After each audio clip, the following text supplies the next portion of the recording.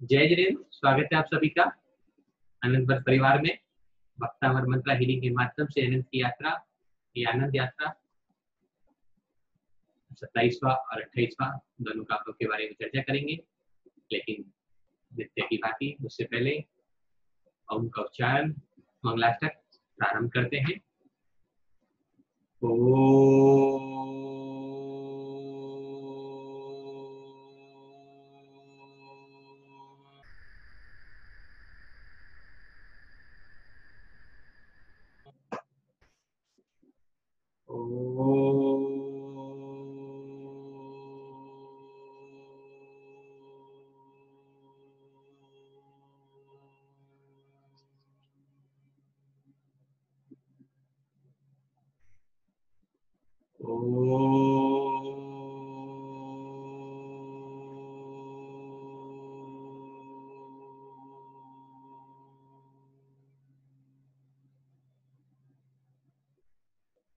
अर्हन्तो भगवन्त इन्द्रमहिता सेताक्षसेतीश्वरा आचार्यो जिनिशासनो नदिकरा पूजा उपाध्यायिका श्री सिद्धांत सुपाठिका मुनिवरा रत्नत्रैराधिका पंचैते परमेशिने प्रतिदिनम् कुर्वन्तु ते मंगलम कुर्वन्तु मे मङ्गलम्। श्रीमन्नम्रसुरासुरेन्द्र मुकुटा करगोचरत्ना प्रभा भाष्यत पादनाथीन्दवा प्रवचना बोधिधवास्तायिना ये सर्वे जिनसेत सूर्यनुगास्तति पाठिका साधवा कृत्या योगी जनेश पंच गुरुवा कुर्वन्तु ते मंगलम कुर्वन्तु मे मङ्गलम्। क्षम्यक दर्शन बोध व्रत ममलम रत्नत्रं पाविनं मुक्ति श्रीनगराधिनाथ जिनपत युक्तोपवर्ग प्रदा धर्मिषु सुधा चैत्यमखिलं चैत्यालयं श्रेयालयं प्रोक्तं चतुर्विधं चतुर्विधमपि कुर्वन्तु ते मंगलम कुर्वन्तु मे मंगलम नाभेयादिजिनाध्यापस्य भुवन्ख्याताश्चतुर्विंशति श्रीमन्तो भरतेश्वरः प्रभृतयो ये चक्रिणो दादिशां ये विष्णु प्रतिविष्णुलाङ्गरधरां सप्तोत्तरां विंशति त्रैकाले प्रतिथास्तेष्य पुरुषा कुर्वन्तु ते मंगलम कुर्वन्तु मे मंगलम ईश्वरभूषदरिद्रयै तपसो वैदिङ्गतां पञ्चये ये साष्टांग महानिमित कुशला ये अष्टवेदाचारिणा पंचयानि धरात्मनो बलिनो ये बोधिरेतीश्वरा सप्तैते सकलार्चिता मुनिवरां कुर्वन्तु ते मंगलम कुर्वन्तु मे मंगलम कैलासे ऋषभस्य निविरतमहि वीरस्य पावापुरे चंपायां वशुपूज्य सजजिनपते सम्मेद शैलारितं शेषाणामपि चोर्जन्तशिखिरे नेमीश्वरायतो निर्वामने प्रसेत विभवा कुर्वन्तु ते मङ्गलम् कुर्वन्तु मे मंगलम ज्योतिर्व्यन्तर्भावनामर्गरे मेरुकुलार्धो तथा जम्बूशालिमालि चैत्रशाखिषु तथा वक्षारिरोप्यादिषु कारगिरोच कुण्डलनगे दीपे च नन्दीश्वरे शैले मनुजोत्तरे जिनगरां कुर्वन्तु ते मङ्गलं कुर्वन्तु मे मङ्गलम् ज्योतिर्व्यन्तर्भावतरोत्सवो भगवता जन्माभिषेकोत्सवो यो जातः परिनिष्क्रमेण विभयो यः केवल्य ज्ञानवकाय केवल्य प्रवेश महिमा सम्पादितं स्वर्गवि कल्याणि च तानि पञ्च सततं कुर्वन्तु ते मङ्गलं कुर्वन्तु मे मङ्गलम् एकं श्रीमङ्गलाष्टकमिदं सौभाग्यसम्पदप्रदं कल्याणेषु महोत्सवेषु सुधिया तीर्थङ्कराणामुषम् ये शृण्वन्ति पठन्ति तैश्च सुजने धर्मार्थकामान्विता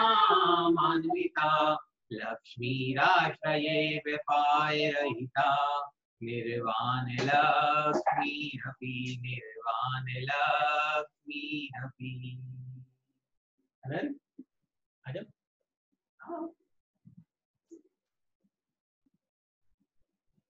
प्रारंभ करते हैं आगे की यात्रा। 1 और 26 नंबर काफे को पाठ करेंगे। तामर प्रणत मौलिमणि प्रभाना मुग्धोदकं दलित पापितमोविताणां सम्यक् प्रणम्य जिन पाद युगं युगादा बालं वनं भव जले पतितां जनानां तुभ्यं नमस्ते भुवनार्तिहराय नाथ तुभ्यं नमः तिथितलामलभूषणाय तुभ्यं नमस्त्रिजगिता परिनीश्वराय तुभ्यं नमो जिनभवोदधिशोषणाय।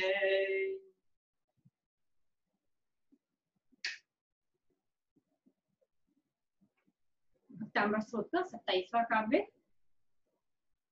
को विस्मयत्र यदि नाम गुरेर्शेषे संसंशितो निर्वकाशतया मुनीशा दोषेरुपात विविधाशय जात गर्वे स्वपान्तरेऽपि न कदाचित् पेक्षितोऽसि। को विस्मयोत्र, विस्मयोत्र साइलेंट है जो है विस्मयोत्र यदि नाम गुनिर र को न के साथ लेंगे गुनिर यदि नाम गुनिर शेषिस को विस्मयत्र यदि नाम गुनिर शेषिस सा को श के साथ ही ले लेंगे हम यहाँ पर। को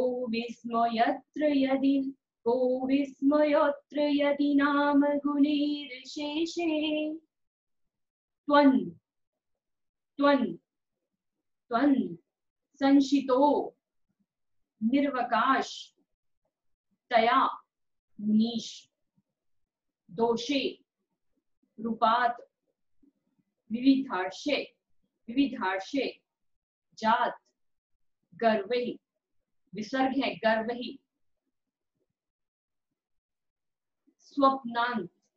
स्वप्नांतरेऽपि न कदाचित् पीक्षितोऽसि। को विस्मयत्र यदि नाम गुणैर्शेषे त्वं संशितो निर्वकाशतया मुनीश दोषेरुपात विविधार्षय चात गर्वे स्वपान्तरेऽपि न कदाचित् पेक्षितोऽसि। दंती सा है स्वपान्तरे में स्वपान्तरेऽपि न कदाचित् पेक्षितोऽसि।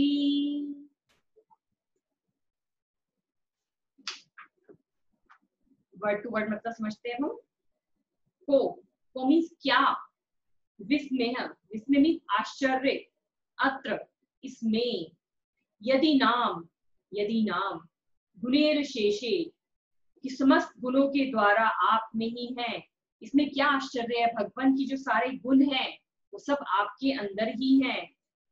त्वम मीन्स आप, संशितः आश्रित, निर्वकाश उन्हें जो रहित बिना स्थान मिलने पर, मुनीश, मुनीश मीन्स मुनिराज, दोषे दोष द्वारा, उपात मीन्स प्राप्त हुए, विविध नाना प्रकार के, आश्रय सहारा, जात मीन्स उत्पन्न, गर्व ही गर्व द्वारा, स्वप्न स्वप्न, अंतरे अंतरे मीन्स मध्य में, अपि मीन्स भी, न मीन्स नहीं, कदाचित, दीक्षितोसी कभी भी देखे गए हों।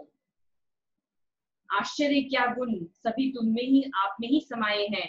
अन्यत्र क्योंकि ना मिली उनको कोई जगह, देखा ना नाथ मुख भी तब स्वप्न में भी, पा आसरा जगत का सब दोषों ने तो। क्या कह रहे हैं इसमें मानतुंग महाराज श्री? गुणों को तो कहीं अन्यत्र जगह ही नहीं मिली, जो क्वालिटीज थी उन्हें संसार में कोई अन्य जगह ही नहीं मिली। वे सिर्फ लाचार होकर, परेशान होकर सब जो गुण थे वो आपकी शरण में आ गए, परंतु दोषों के लिए तो बहुत सारे अन्यत्र स्थान थे, इसलिए वो दोष सारे जो भी अवगुण थे वो दूसरे स्थानों पर चले गए। जिनकी जहाँ पर इज्जत नहीं होती है वे लोग वहां पर नहीं जाते हैं, और जिस जगह पर इज्जत होती है, सम्मान होता है, हर जगह इज्जत होती है, वहां पर एक साथ सारे जो गुण हैं उन्होंने आपके चरणों में अपने आप को समर्पित कर दिया। श्लोक का तात्पर्य सिर्फ इतना ही है कि आप गुणवान हैं, आप में कोई भी दोष नहीं है, आप पूरी तरह से निर्दोष हैं, आप पूरी तरह से गुणवान हैं। बुराइयों के लिए तो इस जगत में बहुत सारे स्थान थे, लेकिन अच्छाइयां जो थी वो उन्हें कहीं पर भी जगह नहीं मिली, वो सिर्फ आपके पास आ गए, सारे जो गुण थे वो सब आपके पास आ गए, इसलिए सारी इच्छाइयां एक जगह एकत्रित होकर आपके चरणों में समर्पित हो गई। उन्होंने आश्रय ले लिया आपका, आप ही पूरी तरह से गुणवान हैं। आप यहाँ से आगे भक्तांबर के जो हमारे अष्ट प्रतिहार्य हैं वो भी अब शुरू हो जाएंगे। दोष सभी के अंदर होते हैं, ऐसा कोई व्यक्ति नहीं संसार में जिसके अंदर दोष ना हो। तीर्थंकर भगवंतों की बात छोड़ दें तो दोष सभी के अंदर पाए जाते हैं। ऐसा कोई व्यक्ति है जिसके अंदर कोई भी दोष ना हो? ये तो एक सिक्के के दो पहलू हैं, जैसे मुक्ति और संसार, प्रकाश और अंधेरा, जीवन और मृत्यु, सूर्य और चंद्रमा। दिन में सूर्य है और रात में चंद्रमा है, अंधकार है तो प्रकाश भी है। एक की उपस्थिति है तो दूसरे की अनुपस्थिति हो जाती है, दूसरे की उपस्थिति तो पहले की उपस्थिति हो जाती है। तो ऐसा कोई व्यक्ति है संसार में जिसमें कोई भी दोष ना हो? तो दोषों को भगाया कैसे जाए? क्या रास्ता है हमारे पास दोषों को भगाने का? सब विद्वत जन है, दोषों को भगाने का सरल रास्ता क्या होना चाहिए? कौन बताएगा? सब जानते नहीं? अतिशय, अरे वाह।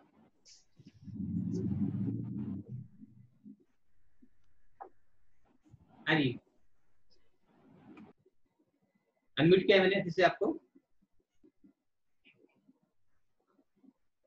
अपने यहाँ से अनम्यूट करो। जय जैन जी।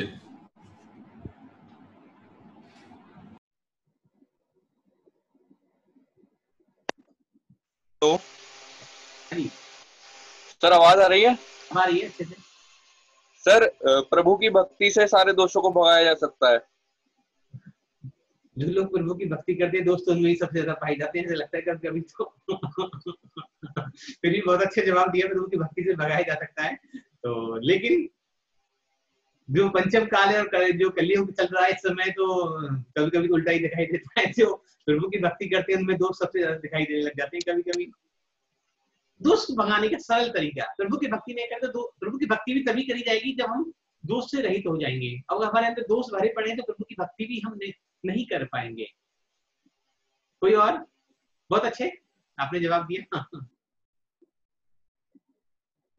हाँ जी, कोई और? कोई नहीं? मयूरुषा जी, उषा जी, अमित जी, अशोक जी, दोषों को भगाने का रास्ता क्या है?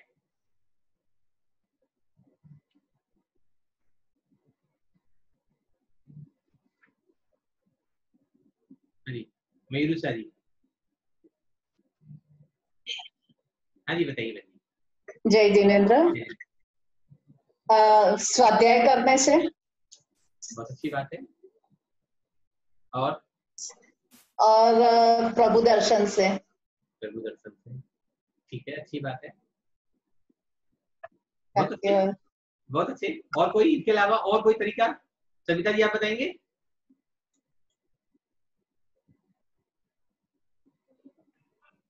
हाँ जी सविता जी।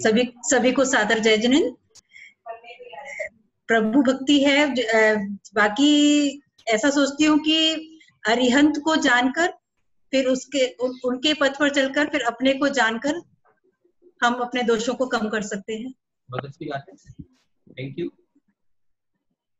हाँ जी सविता जी, अशोक बिहार से।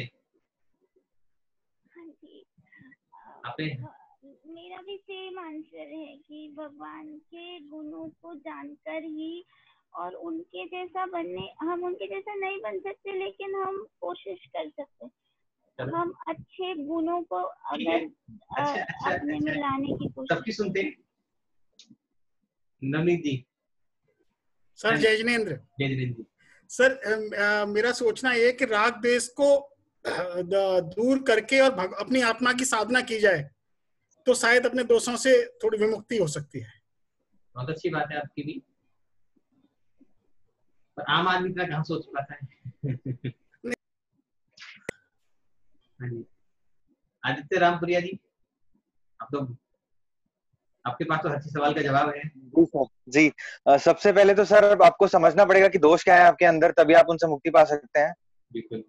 तो सबसे इम्पोर्टेंट तो वो है। फिर उसके बाद जैसा बताया कि आप समाहिक करिए, उसके लिए फिर समता धारण करिए, गुस्सा कम करिए, या जो भी जिस प्रकार के भी दोष है उसका फिर निवारण करिए आप। सबने बहुत थोड़ा भगवान के दर्शन, सभी ने थोड़ा थोड़ा बहुत अच्छा आंसर दिया। तो लेकिन हमें समझना यह है कि हम समाहिक करते हैं, प्रभु की भक्ति करते हैं, इनसे क्या होता है? इनसे होता क्या है? क्या होगा इनसे? तो सब भगवान के जो गुण है वो उनको समझ के हम अपनी लाइफ में उसको उतार सकते हैं। हमारे गुणों में वृद्धि हो जाएगी अगर हम भगवान की भक्ति सामायिक आदि का पाठ करेंगे, भगवान की भक्ति करेंगे तो हमारे अच्छे गुणों में वृद्धि हो जाती है हमारे। ठीक है, एक छोटी सी कहानी समझते हैं पहले, फिर देखते हैं क्या आंसर होता है इसका।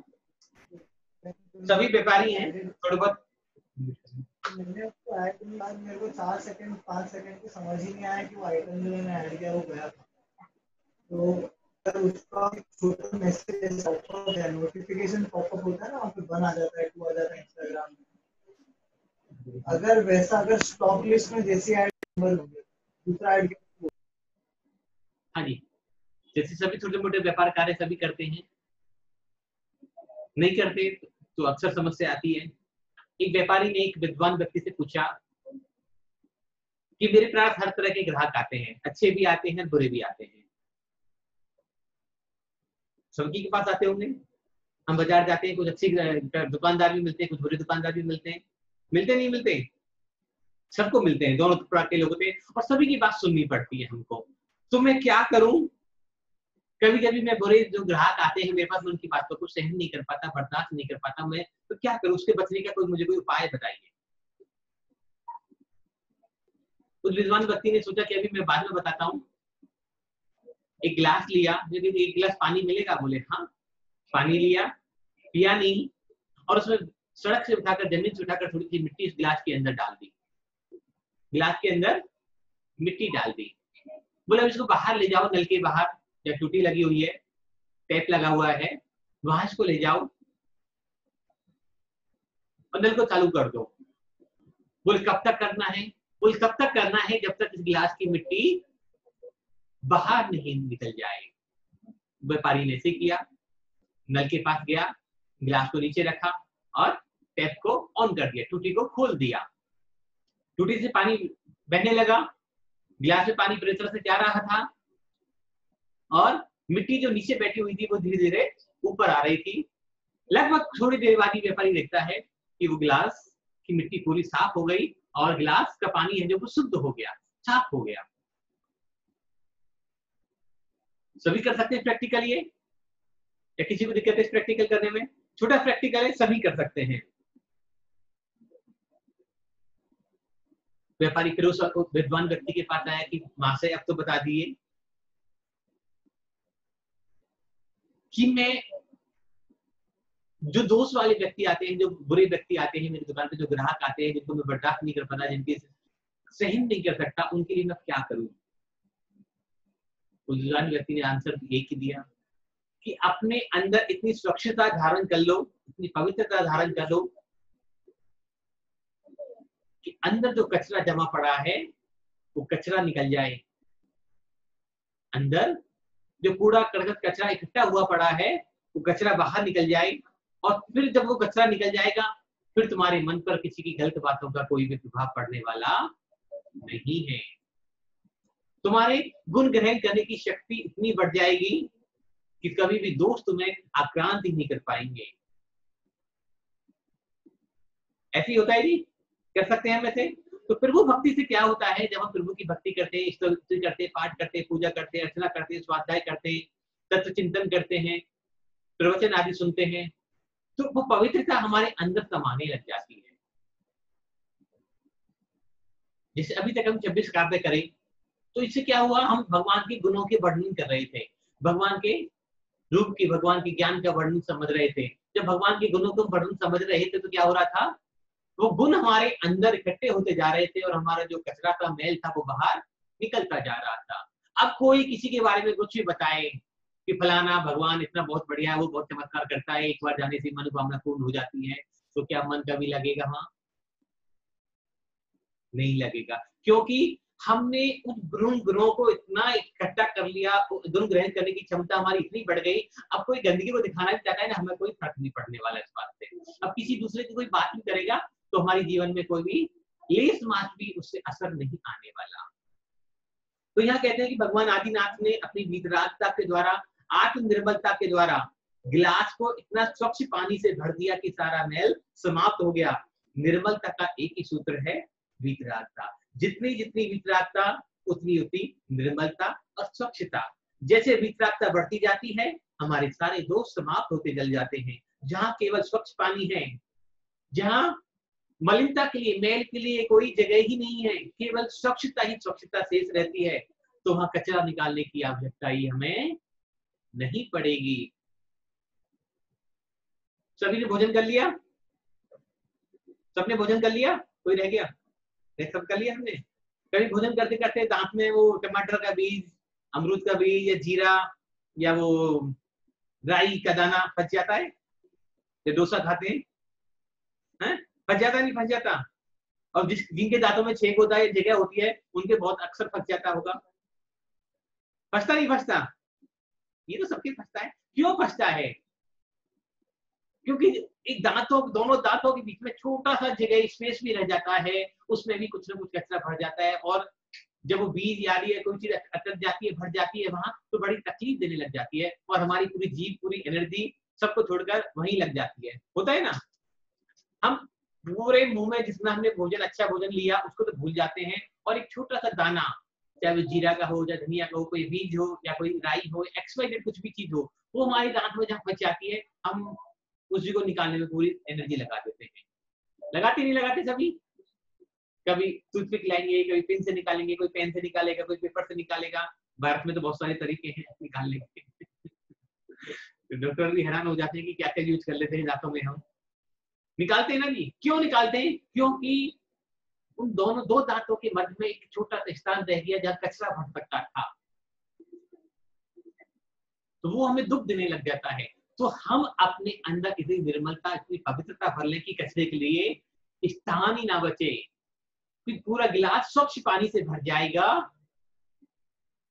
तो कोई भी दोस्त हमारे अंदर आ ही नहीं पाएगा। कोई दोस्त की बातें भी कर रहा है तो बातें हमारे सर के ऊपर से गुजर जाएंगी और हमें इसका आभास भी नहीं होगा। तो क्या होगा प्रभु भक्ति से, प्रभु की प्रार्थना से? क्या होगा? गुण बढ़ेंगे या दोष मिटेंगे? हाँ जी कमरीत जी, गुण बढ़ाने हैं, में दोष मिटाने। हाँ जी, दोनों ही काम होंगे सर। नहीं, दोनों तो नहीं होंगे, काम तो एक ही होगा जी। नहीं, दोस्त कम होंगे, गुण बढ़ेंगे, ऑटोमेटिकली गिलास में गंदगी साफ होती जाएगी और स्वच्छ जल बढ़ता जाएगा। देखो उपस्थित तो एक ही चीज रहेगी, या तो प्रकाश रहेगा या अंधेरा रहेगा, हम तो बहुत पहले बात कर चुके। दोनों ही काम कैसे होंगे? प्रकाश आएगा, प्रकाश होगा ना, लाइट जलाएंगे तो प्रकाश होगा, लाइट बंद करेंगे तो अंधेरा होगा। दोनों चीजें एक साथ नहीं रह सकती। जब गुण बढ़ेंगे तो दोस्त तो रहेंगे ही हमारे पास। तो दोस्तों के लिए हमें स्थान ही नहीं होना चाहिए हमारे पास। तो दोस्त दूर हो जाएंगे, दोस्त दूर हो जाएंगे। दोस्तों को भगाने का कोई रास्ता नहीं है। हमने पहले भी क्लास में क्लियर किया था कि हमारे पास दोस्तों को भगाने का, अंधकार को भगाने का, बीमारी को भगाने का कोई भी रास्ता नहीं है। हमारे पास रास्ता क्या है? गुणों को प्रकाश करने का। हम अपने जीवन प्रकाश कर सकते हैं, हम हेल्दी हो सकते हैं, ना कि बीमारी को भगा सकते हैं। हम सकारात्मक विचार सोच सकते हैं, पॉजिटिव थिंकिंग रख सकते हैं, ना कि नेगेटिव थिंकिंग को दूर कर सकते हैं। हम अपनी इस भूमि पर, मन की भूमि और मस्तिष्क की भूमि पर अच्छी फसल तो बो सकते हैं, लेकिन सोचें जो घास फूस भरा पड़ा है उसको हटा दें, नहीं। उसको हटाने में मेहनत नहीं लगानी, कोई अपनी शक्ति नहीं खर्च करनी। हमें सिर्फ अच्छी फसल उगानी है, वहां अच्छे फलों के पेड़ लगाने हैं। तो घास फूस की कोई वैल्यू रह ही नहीं जाएगी, घास फूस अपने आप खत्म हो जाएगा। कि जब बड़ा वृक्ष बनेगा, फलदार वृक्ष बनेगा, आम का, अकेले का और सेब का, तो जो घास फूस पूरा कचरा है वो वहां से स्वयं हट जाएगा। जब हम प्रकाश करेंगे, प्रकाश कितना हो, चाहे दीपक का हो, चाहे माचिस का हो, चाहे मोमबत्ती का हो, चाहे लालटेन का, टॉर्च का हो, चाहे हेलोजन लाइट हो, जो भी प्रकाश हमारे अंदर आता चला जाएगा, प्रकाश ही आएगा। दोस्तों अपने आप खत्म हो जाएंगे। दोस्तों को भगाने का कोई काम नहीं करना, हमें गुण प्रकट करने का काम करना है। अब गुण कैसे प्रकट होते हैं? जैसे बताया कि रात का उजाला, जो दोनों चीजें एक साथ कभी नहीं होती। जैसे प्रिया ने बताया कि या तो सूरज रहता है या चंद्रमा रहता है। चंद्रमा आता है तो सूरज अपना चल जाता है, रात होती है तो दिन खत्म हो जाता है, दिन होता है तो रात की थोड़ी रात अब खत्म होने लग गई, रात अपने आप खत्म हो जाती है। जैसे सूर्य होते हुआ रात का नामो निशान मिट गया। उसको भगाने का प्रयत्न नहीं करना पड़ा, सूर्य को उदय करना पड़ा और अंधकार का अस्तित्व समाप्त हो जाता है पूरी तरह से। ठीक है जी। तो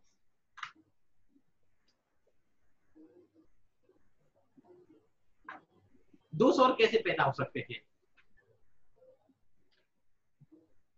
क्या कोई दूसरा भी आपके अंदर दोष डाल सकता है? हाँ जी, कोई भी, नवनीत जी को छोड़कर कोई दूसरा आपके अंदर दोष डाल सकता है? नहीं,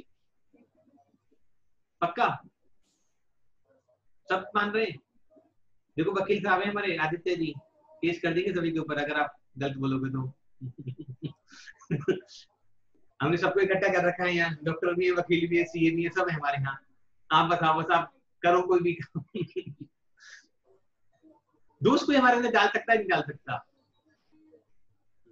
नहीं, एक छोटी सी कहानी फिर समझते हैं। दो भाई एक साथ रहते थे, सभी घरों में रहते। बड़ा भाई आराम से दुकान पे बैठा रहता, बसंत लगाकर दुकानदारी करता रहता। छोटा भाई सारे दिन खेत में रहता, फसल काटता, खेत जोतता, हल चलाता, सारे मेहनत वाले काम, वो सारे काम छोटा भाई करता था। ऐसे वर्षों बीत गए, कोई फर्क नहीं आया। बड़ा भाई जो था डेली शाम को आता, दोनों के एक बेटा था, दोनों को बराबर से सामान लाता, दोनों बच्चों को, अपने बच्चों के लिए भी, छोटे भाई के बच्चे के बराबर से सामान लाता, दोनों बराबर से दोनों को शाम को आके सिखाता। चाहे वो लड्डू लाए, चाहे टॉफी लाए, चाहे फल लाए, कुछ भी लाए। सभी घरों में अक्सर ऐसा, पहले तो परंपरा थी, आजकल तो घर एकल हो गए, संयुक्त परिवारों में ऐसा ही होता था, सब बच्चों में बांट दी जाती थी चीजें। तो ऐसा वर्षों तक क्रम चलता रहा। कोई हम जैसा कोई व्यक्ति आया वहां, कहा भाई तेरा भाई तो वहां मस्ती से ऐसा पड़ा रहता है और तू सारे दिन खेत में मेहनत करता रहता है, तू सारे दिन खेत में मेहनत करता रहता है, पसीने निकालता है, फसल काटता है, खेत जोतता है, बीज डालता है, बेच ले जाता है, और तेरा भाई तो मशीन के सारे पूरी दिन दुकान पे बैठा रहता है, कर सकता है। तो तू भी ऐसे करो ना, तुम अपना व्यापार बांट लो। करोगे क्या? कम से कम तुझे कम मेहनत करनी पड़ेगी, तुझे व्यापार का फायदा ज्यादा मिलने लगेगा। छोटे भाई ने कहा कि देखता हूं, पर मुझे नहीं लगता अभी कोई इसकी जरूरत है। लेकिन एक बीज, शक का बीज दिमाग में डाल दिया गया, एक दोस्त पैदा कर दिया गया कि हाँ तेरे भाई में दोस्त है, वो आराम से बैठा रहता है और तू मस्ती से, वो मस्ती से खाता है और तू सारी मेहनत करता है, एक छोटा सा बीज डाल दिया गया। अक्सर लोग डाल जाते हैं ना हमारे दिमाग में वैसे ही बातें, कभी पति पत्नी के बारे में, कभी माता पिता के बारे में, कभी भाई भाई के बारे में, कभी पार्टनर के बारे में, ऐसे छोटे छोटे बीज डाल जाते हैं। उस दिन तो उसने कहकर छोड़ दिया कि अभी उसका समय नहीं आया, जब समय आएगा बंटवारे का तो मैं बंटवारा भी कर लूंगा और व्यापार अलग भी कर लूंगा। कुछ वर्ष बीते, ऐसा संजोग बना, एक बड़ा भाई 2 लड्डू लेके आया, जिसमें एक लड्डू बड़ा था और एक लड्डू छोटा था। दोनों बच्चों का बात दी, दोनों बच्चे आए, बड़ा लड्डू सीधे हाथ में था, छोटा लड्डू उल्टे हाथ में था।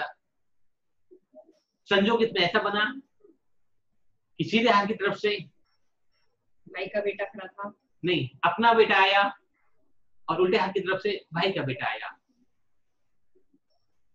अब जिसके हाथ में आया उसे दोनों लड्डू ऐसे ही दोनों बच्चों को दे दिए। छोटे भाई ने देखा, बस वही दिमाग समझ गया, हाँ इसका मतलब तो मेरा भाई पक्षपात करता है मेरे से, मेरे बेटे को छोटा लड्डू देता है और अपने बेटे को बड़ा लड्डू देता है। उसने अपोजिट करा अपने हाथों को, उल्टा होगा फिर, उल्टा था, उल्टे हाथ में बड़ा लड्डू था, सीधे हाथ में छोटा लड्डू था। उसके भाई ने वो नोटिस करा कि ये ऐसा क्यों किया मेरे भाई ने, जब दोनों हाथों में दोनों का बच्चे थे तो दोनों का ऐसे दे सकता था वो, लेकिन उसने क्या किया, दोनों हाथों को अपोजिट कर दिया कि जो बड़ा लड्डू था वो अपने बेटे को दे दिया, जो छोटा लड्डू था वो भाई के बेटे को दे दिया।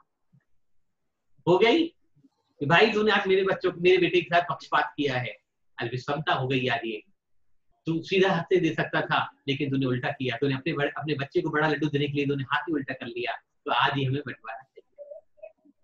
एक उस व्यक्ति का कहा हुआ छोटा सा बात के दिमाग में घर कर गया कि तू भी व्यापार अलग कर ले, तू भी अलग हो जा। आप सब कह रहे हो कि दोस्त नहीं डाल सकते, डालते नहीं डालते,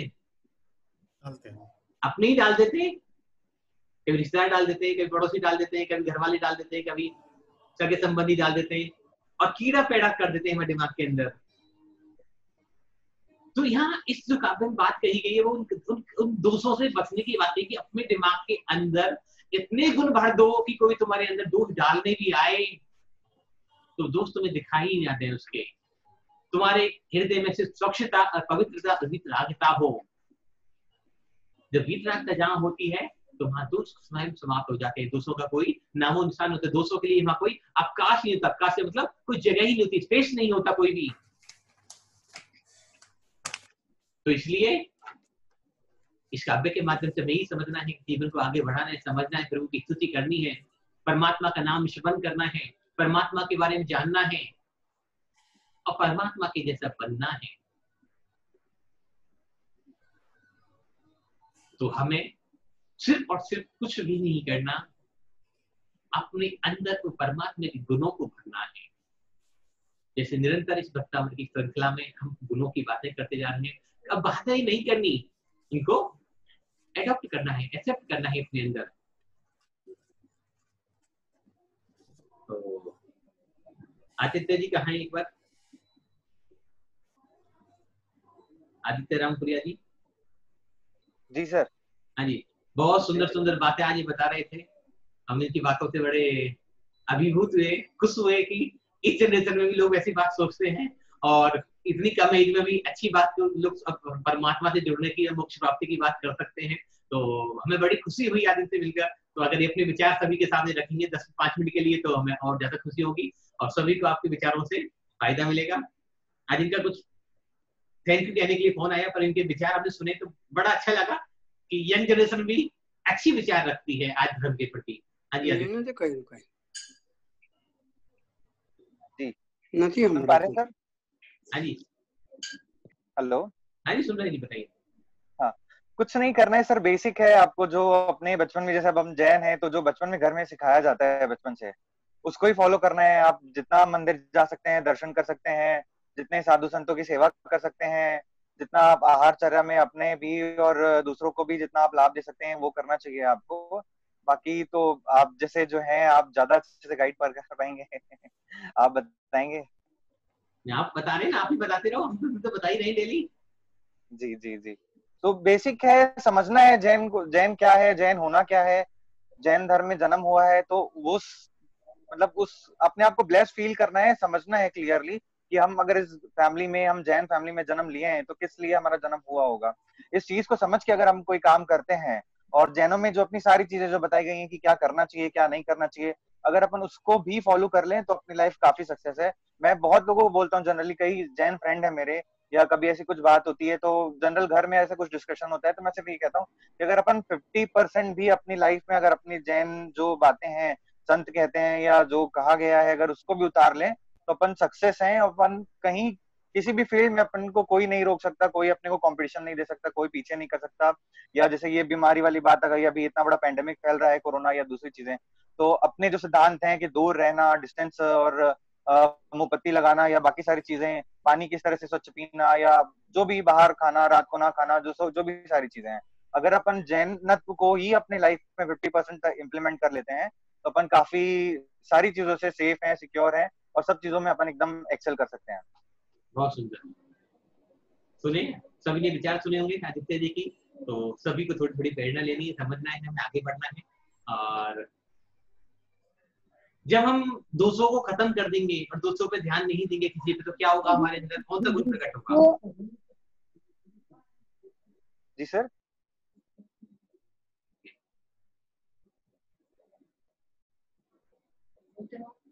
जब हम अपने अंदर से दोषों को खत्म कर, दोषों के दोष हमें दिखाई नहीं देने लगेंगे, और हम सबसे, जब दोष दिखाई नहीं देंगे तो क्या होगा, सबसे मित्रता होगी, मित्रता होगी तो क्या होगा,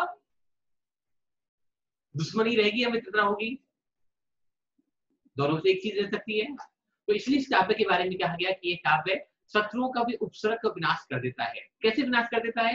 क्योंकि हमारे अंदर उनके अंदर जो उनके जो दोष हैं वो देखने की दृष्टि खत्म हो जाती है, हमारे अंदर उनके गुण प्रकट हो जाते हैं, हमारे अंदर इतनी क्षमता भाव आ जाता है, समता भाव आ जाता है कि हर दोष उनका जो भी हो, सामने वाले का जो भी शत्रु का जो दोष है, जो मेरे रिलेटिव, मेरे पड़ोसी, मेरे रिश्तेदार XYZ जो भी हैं, उनके जो दोष हैं वो मुझे दिखाई नहीं देते और मुझे उनकी खूबियां ही खूबियां नजर आती हैं। जब ऐसा होगा तो क्या होगा, सभी से हमारा फ्रेंडली नेचर होने लग जाएगा। और इसलिए इस काव्य के बारे में क्या है कि शत्रु उपसर्ग विनाशक, शत्रु के उपसर्ग को भी ये काव्य दूर कर देता है, ऐसे इस काव्य की महिमा है। तो निश्चित ही हम वीतरागता के गुणों को अपनाएं। वीतरागता अपने आप में बहुत बड़ा शब्द है। क्यों शत्रु को नाश कर देगा? क्योंकि हमारे अंदर क्या होंगे, सिर्फ गुण ही गुण होंगे। जब हमारे अंदर गुण होंगे तो शत्रु हमारा उस समय पर कोई होगा ही नहीं, क्योंकि अवगुण है ही नहीं अंदर हमारे। तो जो शत्रु है उसको भी हमारे अंदर गुण ही दिखाई देंगे। जब मैलापन है ही नहीं, अंधेरा है ही नहीं, तो शत्रु को भी हमारे अंदर प्रकाश ही नजर आएगा। तो उसके अंदर भी जो अवगुण है वो भी धीरे धीरे डे बाय डे प्रकाश में चेंज हो जाएगा। जो नेगेटिविटी थी, जो भी कहीं कंजेशन थी, जो भी कहीं क्लैरिटी नहीं थी, वो धीरे धीरे डे बाय डे सब चीजें जो है पॉजिटिविटी की तरह काम करने लगेगी। तो जो भी शत्रु है हमारा वो भी मित्र बन जाएगा। तो इसलिए इस श्लोक को जो पढ़े तो हमें समझना होगा कि क्यों है ऐसा ही।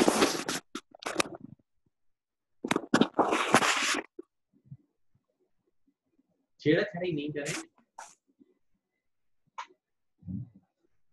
तो इसलिए है ये श्लोक ऐसा कि जब हम इसको पढ़ेंगे, को विस्मयोत्र यदि नाम गुणेर शेषे संशितो निर्वकाशतया मुनीश दोषे रूपातरिताक्षे जात गर्वे स्वपांतरे न कदाचित वीक्षितोसी।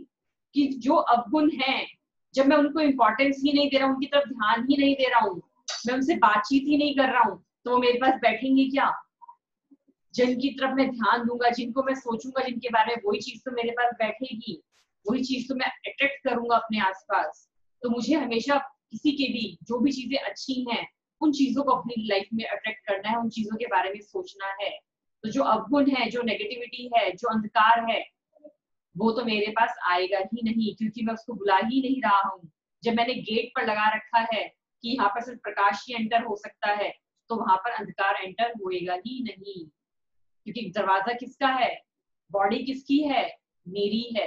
तो मुझे पता चलेगा कि कौन एंटर हो रहा है। जैसे आपके घर में आपको पता होता है ना कि कौन आ रहा है, मेड आ रही है तो बेल बज रही है, तो ऐसी आपकी बॉडी है कि आपको पता चलेगा कि कब कौन एंटर हो रहा है। तो जब भी हम श्लोक को पढ़ेंगे तो यही विजुअलाइज करेंगे कि हमारे अंदर भी वही सारे गुण हैं। जैसे मानतु महाराज भगवान को, आदिनाथ भगवान की स्तुति कर रहे हैं, उसी तरह हमें भी ये श्लोक पढ़ते हुए उन्हीं गुणों को अपने अंदर महसूस करना है, उन गुणों को अपने अंदर धारण करना है, उनको प्राप्त करना है, उनको देखना है। तो अगला श्लोक लेते हैं, 28 नंबर श्लोक। अशोक वृक्ष प्रतिहार्य है ये। यहाँ से 8 प्रतिहार्य शुरू हो गए हैं हमारे। दिगंबर जो परंपरा है उसमें 8 प्रतिहार्य हैं, लेकिन जो 13 पंथ परंपरा या जो श्वेतांबर परंपरा है वहां पर 4 प्रतिहार्य नहीं दिए हुए हैं। तो ज्यादा पढ़ेंगे तो मुझे लगता है अच्छी बात है, कोई साइड इफेक्ट तो है ही नहीं। कुछ लोग मानते हैं कि 44 काव्य हैं और कुछ लोग कहते हैं कि 48 काव्य हैं। तो हम यहाँ 48 काव्य के बारे में चर्चा कर रहे हैं। बेसिकली तो लोग कहते हैं कि कुछ लोग ये भी कहते हैं कि 52 काव्य हैं, 4 काव्य से हटा लिए गए। तो सत्य क्या है ये तो पता नहीं, लेकिन 48 काव्य एक दूसरे से जुड़े हुए हैं, इसलिए हम 48 काव्य की चर्चा करेंगे। तो अष्ट प्रत्याहार्य का पहला प्रत्याहार्य 28, 29, 30, 31 ये चारों का प्रत्याहार्य दिगंबर स्वतंत्र दोनों परंपराओं में सामान्य रूप से माने जाते हैं। तो उनको पहला जो प्रत्याहार्य है वो है अशुभ वृक्ष। तो अशुभ वृक्ष प्रत्याहार्य के बारे में जानेंगे, फिर बहुत विस्तार से इसके बारे में चर्चा करेंगे कि हमारे क्या काम आता है, कैसे हमारे जीवन को बदल सकता है और हमारी लाइफ में कितना क्रांतिकारी परिवर्तन इस एक काव्य के माध्यम से आ सकता है। उचीर शोक तरु संचित मुन्मयूख माभाति रूप ममलम भवतो नितान्तम् स्पष्टोल्लस किरणमस्त नमोवितारम् बिम्बं रवि त्रिवपयोधर पार्श्ववर्ती उच्चैर शोक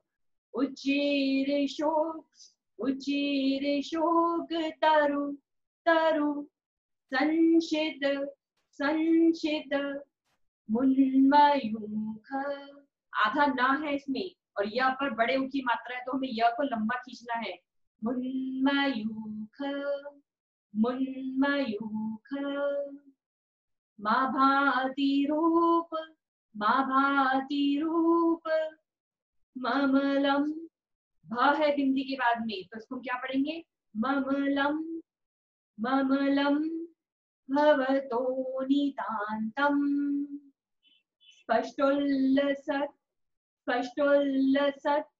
आधा ला भी है पूरा ला भी है। स्पष्टोल्लसत् पहले आधा ला फिर पूरा ला। स्पष्टोल्लसत् किरण मस्त तमोवितानम। बिंदी के बाद कुछ भी नहीं है तो हम वहां पर म पढ़ेंगे। वितानम बिंबम रवि यर लव होता है तो हम क्या पढ़ते हैं? म। बिंबम रवि त्रिवपयोधर पार्श्ववर्ती बिंबम रवि त्रिवपयोधर पार्श्ववर्ती। उच्चेर शोक ऊंचे अशोक वृक्ष जो होते हैं बहुत ऊंचे ऊंचे होते हैं अशोक वृक्ष। उच्चेर शोक तरु संशितम आश्रित, संशितम मीन्स आश्रित। मुन्मयूख ऊपर की ओर जाती हुई किरणें। बहुत ऊंचे ऊंचे वृक्ष हैं, जब सूरज उनके पीछे से निकलता है तो उनकी जो किरणें हैं सूरज की वो पीछे से निकलती हुई नजर आती हैं। माभाति शोभित होती हैं, प्रकाशमान होती हैं। रूप ममलम रूप उनका निर्मल होता है, पवित्र लगता है। भवतो आपका, नितांतम अत्यंत आपका जो रूप है बहुत निर्मल रखता है, वो बहुत प्रकाशमान लगता है भगवान। स्पष्टोल्लसत् स्पष्ट रूप से शोभायान, स्पष्ट रूप से शोभायान होता है। किरणम स्पष्टोल्लसत् किरणमस्त तमोवितानम किरण को नष्ट होता हुआ अंधकार को जो है नष्ट कर रहा है। वितानम प्रसार को, आपकी जो किरणें हैं वो शोभायान हो रही हैं, जिससे अंधकार क्या हो रहा है? नष्ट हो रहा है। बिंबम रवि सूर्य के प्रति सूर्य के बिंबम मीन सूर्य का जो बिंब है। बिंबम रवि त्रिवपयोधर पार्श्ववर्ती इव मीन्स तरह, पयोधर मीन्स मेद, पार्श्ववर्ती पास में रहने वाले। आश्रय क्या है यहाँ पर? जैसे जैसे कभी वर्षा ऋतु में बादलों के बीच में सूर्य का बिंब छिप जाता है तो बादलों के पीछे से सूर्य किरणें निकलती हुई नजर आती हैं। जब वर्षा ऋतु होती है तो क्या होता है, जो सूरज है वो बादलों के पीछे छिप जाता है, लेकिन उसकी किरणें वही होती हैं। जैसे ही हल्का सा वक्त सूर्य को रोशनी का निकल लगता है कि अब मैं निकल सकता हूँ, तो बीच में से वो निकलता हुआ नजर आता है और उसकी जो किरणें हैं पूरे संसार में छा जाती हैं, किरणें सबको नजर आने लगती हैं। तो सेम ऐसा ही मानतुंग महाराज श्री कह रहे हैं, स्वयं में वो अनुभव लिया है, उन्होंने दर्शाने का प्रयास किया है। पेड़ के नीचे में से जो चमक निकलती है जब भगवान पेड़ के नीचे बैठ जाते हैं। मान लीजिए भगवान जो है तीर्थंकर भगवान किसी पेड़ के नीचे बैठे हैं, छाया में बैठे हैं, लेकिन भगवान का जो आभा मंडल है उससे इतना तेज प्रकाश निकल रहा है कि जो वहां पर छाया है वो भी हट जाती है और प्रकाश जो है उनके जहां जिस पेड़ के नीचे वो बैठे हैं उस पेड़ के नीचे से प्रकाश निकलने लग गया, चारों तरफ फैल रहा है। तो ऐसा लग रहा है बादलों के पीछे से सूर्य किरणें निकल रही हैं। मानतुंग महाराज ने एक पेड़ को के साथ उपमा की है कि भगवान आप एक पेड़ के नीचे बैठे हैं, आप एक सूर्य हैं, जैसे बादल सूर्य को ढक नहीं सकते हैं, उसी तरह जो आपका प्रकाश है वो पेड़ों की छांव में बैठने से आपका प्रकाश जो है वो कम नहीं होता है, आपको जो बिंब है वो छुपता नहीं है। हे भगवान, आप तो तीनों लोकों की विपत्ति को हरने वाले हैं। ऐसे भगवान को नमोस्तु है, बारंबार नमोस्तु है। लेकिन नमस्कार केवल मानतुंग महाराज ने 26वें काव्य में ही कहा था। अब जो 27 और 28वां काव्य है ये और आगे उनकी उपमा बढ़ती जा रही है, उनका और हृदय भरता जा रहा है भक्ति के अंदर। भगवान के शरीर से करोड़ों करोड़ों सूर्य की रोशनी निकल रही है, यह रोशनी हर जीव के प्रति, हर जीव आत्मा के अंदर जा रही है। लेकिन भगवान आपके सारे आवरण हट गए हैं जो दीपक के ऊपर, जब तक आवरण रहता है तब तक दीपक का प्रकाश बाहर दिखाई नहीं देता, आवरण हट जाते हैं तो प्रकाश भी आ जाता है। तो आपका जो प्रकाश है वो ऐसा प्रतीत हो रहा है कि बादलों के पीछे से करोड़ों करोड़ों सूर्य नजर आ रहे हैं, प्रकाश फैल रही है। क्या करते हैं, दीपक के ऊपर हमने आवरण डाल दिया, उसके अंदर रोशनी तो है दीपक के अंदर, लेकिन जब तक हमने उसके ऊपर ढक दिया उसको तो वो अपना प्रकाश नहीं दे पाएगा। लेकिन जैसे हमने आवरण हटाया तो पूरे उस एनवायरमेंट को प्रकाशमान कर देता है। तो हे भगवान, आपका स्वरूप भी इस तरह ही नजर आता है। जो अशोक वृक्ष है और नीचे आप बैठे हुए हैं, तो बीच में जो वृक्ष की शाखाएं फैली हैं वहां से आपका प्रकाश बहता हुआ निकलता हुआ दिखाई दे रहा है। काले काले सुंदर सुंदर बादलों के नीचे से कोई सूर्य बैठा हुआ है अशोक वृक्ष के नीचे, और एक अपार सूरज वहां से निकलता हुआ नजर आ रहा है। करोड़ों करोड़ों सूर्य का प्रकाश आपके अंदर प्रकाशमान है। भगवान, आप तो तीनों लोकों के नाथ हैं, सबके दुखों को हरने वाले हैं। तो एक बार और इस श्लोक को पढ़ते हैं। उच्चैर शोक तरु संशित मुन्मयूखम् भाति रूप ममलम भवतो नितान्तम् पष्टुल्लसत् किरणमस्त तमोहितानम् बिम्बं रवि त्रिवल्पयोदर पार्श्ववर्ती। हमारे शरीर के अंदर भी अशोक वृक्ष होता है। कौन सा है वो अशोक वृक्ष?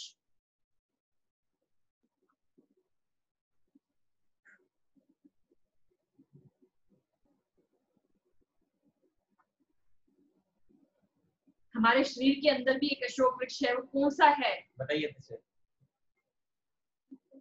आवाज नहीं आ रही आपकी, आप म्यूट कीजिए अतिशय अपने हाथ से।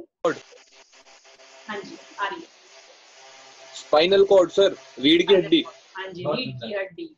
हमारी बॉडी के अंदर भी अशोक वृक्ष क्या है? हमारी रीढ़ की हड्डी। कहते हैं ना स्ट्रेट बैठना चाहिए, झुक जाओगे तो क्या होगा, कनेक्शन ही नहीं बना पाओगे यूनिवर्सल एनर्जी से। तो अशोक वृक्ष कैसा रहता है? बिल्कुल सीधा रहता है। तो ऐसे ही हमारी रीढ़ की हड्डी सीधी है। जब भी हम प्रेयर करें, जब भी हम चैंटिंग करें, जब भी हम अपने ईश्वर के साथ जुड़ने का प्रयास कर रहे हैं, मेडिटेशन कर रहे हैं, तो हमें भी अपनी रीढ़ की हड्डी बिल्कुल सीधी रखनी चाहिए, तभी हमारा कनेक्शन हो पाएगा। हम ऐसे झुककर पूजा कर रहे हैं, पाठ कर रहे हैं, बस कर रहे हैं, लेकिन जब हम ऐसे बैठ गए, छोटे थे स्कूल में जब पढ़ते थे तो भी क्या कहते थे पेरेंट्स, टीचर्स क्या कहते थे ना कि अटेंटिव होकर बैठो, सीधे बैठो। क्यों? क्योंकि जब आप अटेंटिव होकर बैठोगे तो आपकी रीढ़ की हड्डी का कनेक्शन, जो ये भी क्या है, एक एंटीना है। जब छोटे बच्चे थे हम तो देखते थे टीवी सही नहीं आ रहा होता तो क्या करते थे ना, कनेक्शन हेजी आ रहा होता तो टेरिस पे जाते थे और एंटीने को हिला देते थे और टीवी की स्क्रीन बहुत अच्छी आ जाती थी। आप में से किया किसी ने ऐसे? नहीं किया किसी ने? चलो एक दो ने तो किया, मयूरी जी ने किया, अमित ने भी, अमित जी ने भी किया, किरण जी ने भी किया, वेरी गुड। अतीशा को छोड़कर सबने किया होगा। जो हमारे टाइम में तो ऐसे ही होता था कि टीवी नहीं आ रहा होता था तो हम टेरिस पे जाते थे, उसको हिलाते थे और फिर दोबारा से बहुत अच्छा आ जाता था। तो यही हमारी रीढ़ की हड्डी का काम है। जब भी आपको लग रहा है कि आप प्रेयर कर रहे हैं, आप जुड़ना चाह रहे हैं अपने परमात्मा के साथ, आदिनाथ भगवान के साथ, लेकिन आपका कनेक्शन नहीं बन पा रहा है, तो अपनी रीढ़ की हड्डी को अटेंटिव कर लें हम।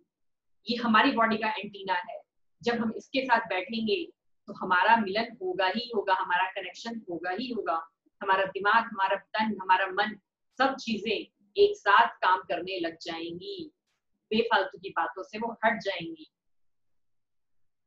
तो अशुभ वृक्ष के बारे में कौन बताएगा? अशुभ वृक्ष क्या होता है? अशुभ वृक्ष किसे को कहते हैं? दर्शिता जी।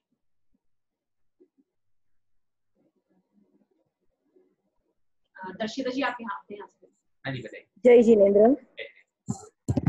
शोक को नाश करने वाला, अशोक वृक्ष यानी शोक को नाश करने वाला वृक्ष। Very good. कैसे शोक का नाश करता है ये?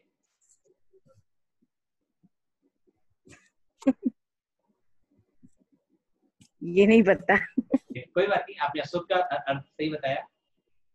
तो अशोक वृक्ष शोक का नाश कैसे करता है और अशोक को अशोक क्यों कहते हैं?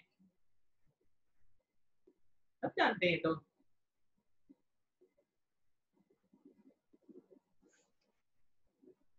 हाँ जी, अशोक को अशोक वृक्ष क्यों कहते हैं और इस शोक का नाश कैसे करता है? नहीं,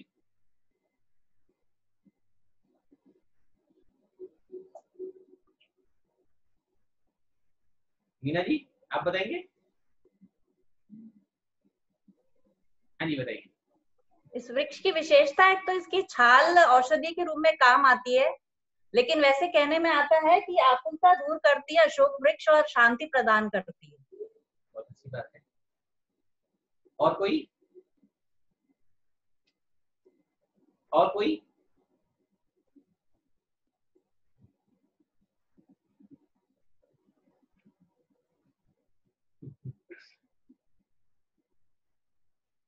नवनीत जी आप बताओगे? उषा जी?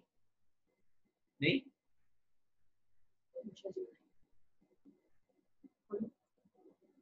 हाँ जी आप अपने यहाँ से करिए अनम्यूट उषा जी।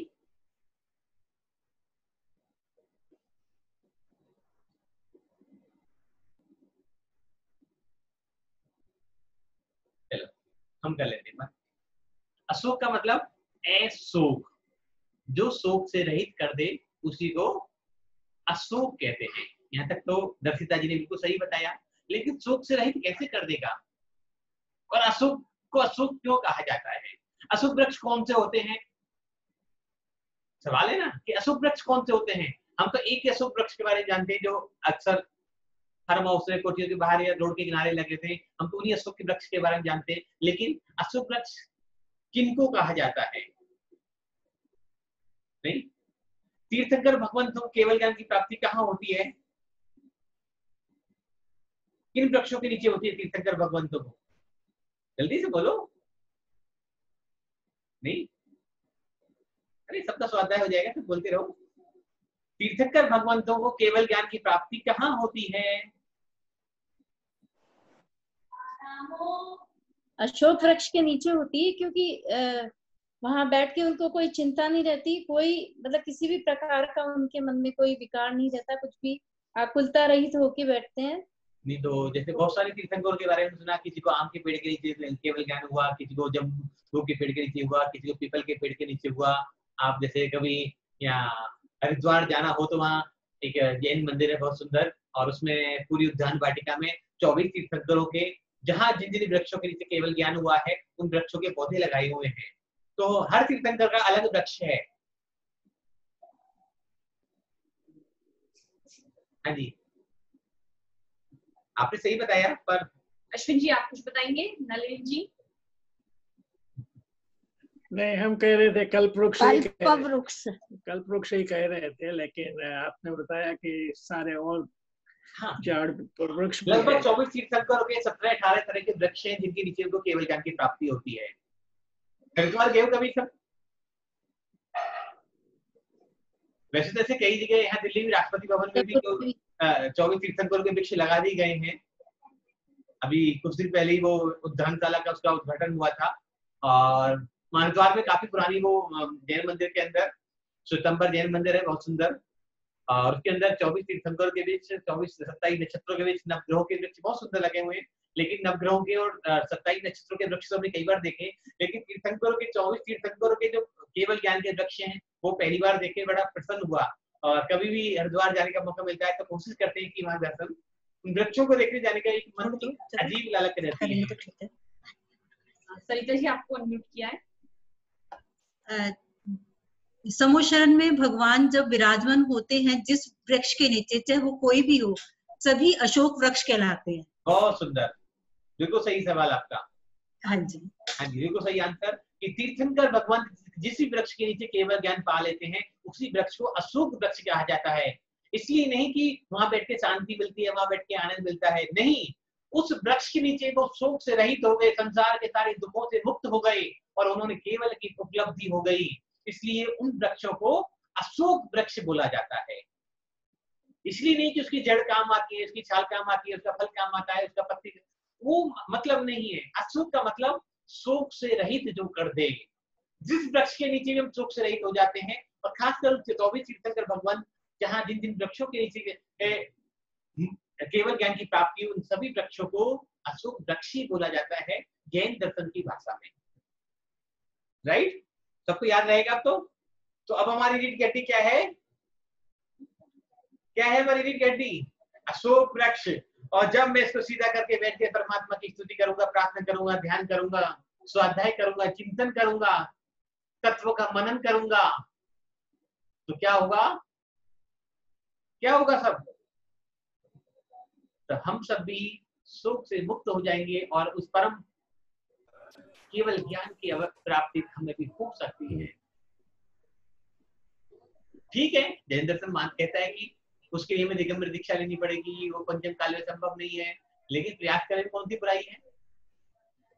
प्रयास करने में तो बुराई नहीं है ना। जरूरी नहीं है केवल ज्ञान प्राप्त हो, बाकी अन्य जो और ज्ञान है वो प्राप्त हो सकते हैं। कुछ तो हो गई, लेकिन जब हम ध्यान पर मुद्रा में अशोक वृक्ष को सीधा करेंगे। राइट, समझ में आ गया यहाँ तक सभी को? कोई सवाल यहाँ तक? कोई आगे बढ़े? तो बहुत सुंदर काव्य है, सबसे ज्यादा हीलिंग पावर में बहुत काम आता है ये। और मुझे लगता है कि बहुत लोग इसको आज भी जाप कर रहे होंगे, यहाँ जुड़े हुए होंगे और भी लोग। हम सबको बता दें कि 28 नंबर काव्य का पाठ करो। क्या क्या काम आता है 28 नंबर काव्य में? सबसे पहला काम आता है रीढ़ की हड्डी में कोई भी तरह की दिक्कत हो, प्रॉब्लम हो, L3, L4, L5 में कोई भी तरह की दिक्कत हो, कहीं का भी दर्द हो, कोई परेशानी हो, कोई गैप आ गया हो, तो आपको कौन सा पाठ करना है? 28वें काव्य का पाठ करना है। और जब रीढ़ की हड्डी में प्रॉब्लम हो जाती है तो क्या होता है? बाकी शरीर में भी दर्द होने लग जाता है, घुटनों में दर्द, कमर में दर्द, कूलों में दर्द, बहुत सारी बीमारी एक साथ बढ़ जाती हैं, सबकी होती हैं।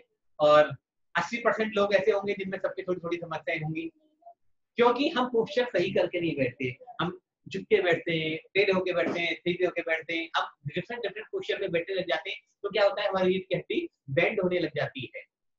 जब रीढ़ की हड्डी बेंड होने लग जाती है तो दर्द पूरी बॉडी में, हमारा पूरा सिस्टम हमारा खराब हो जाता है, हमारा नर्वस सिस्टम, हमारा पूरा एंटीना हिल जाता है।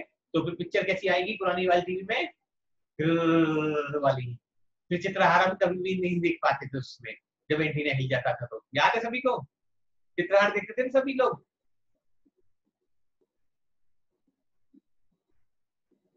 देखते थे सब चित्रहार न्यूज? तो जब एंटीना हिल जाता था तो सबसे पहले, जब रामायण महाभारत आती थी, सबसे पहले एंटीना ठीक कर जाता, पहले एंटीना सेट कर लो कि बीच में दिक्कत आए। फिर आपस में लड़ाई होती थी, तो अब की बार तू जाएगा, मैं नहीं जाऊंगा छत पे, मैं नहीं छोड़ूंगा मैं प्रोग्राम, तू छोड़ के जाएगा। तो कल भी तो मैं ही गया था, आज तो तेरी ड्यूटी है। तो इसलिए ऐसी लड़ाई हमें कभी नहीं करनी पड़े, उससे पहले ही हम अपने एंटीना को अपने रीढ़ की हड्डी को, अपने अशोक वृक्ष को सीधा कर लें, उसका उपचार कर लें तो ज्यादा अच्छी बात है। किस किसने लड़ाई करी बचपन में जब रामायण महाभारत आती थी कि ऋतु जाएगा? ममता जी, बहुत सुंदर। और कोई नहीं करी? नवनीत जी ने करी।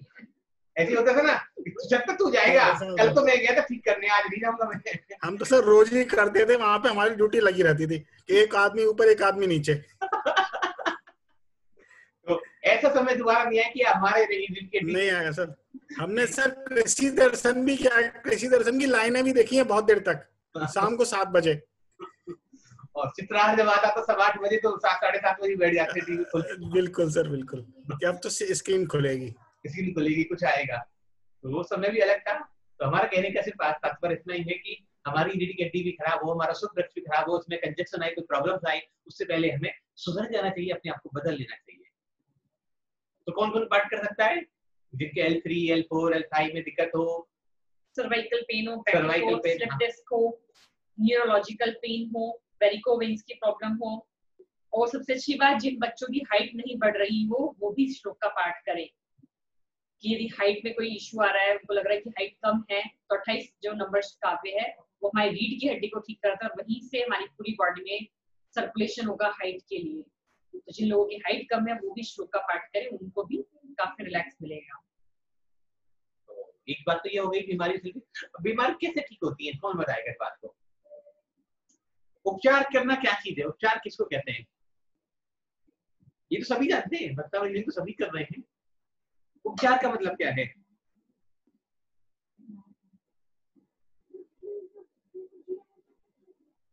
हाँ जी, रश्मि जी बताएंगे उपचार का मतलब।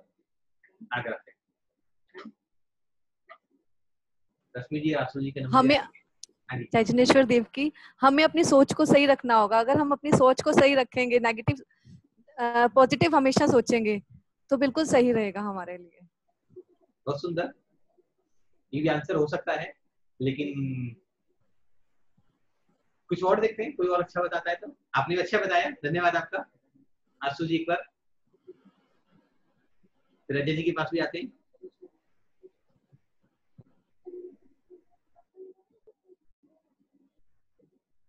आशु जी आवाज नहीं आ रही आपकी।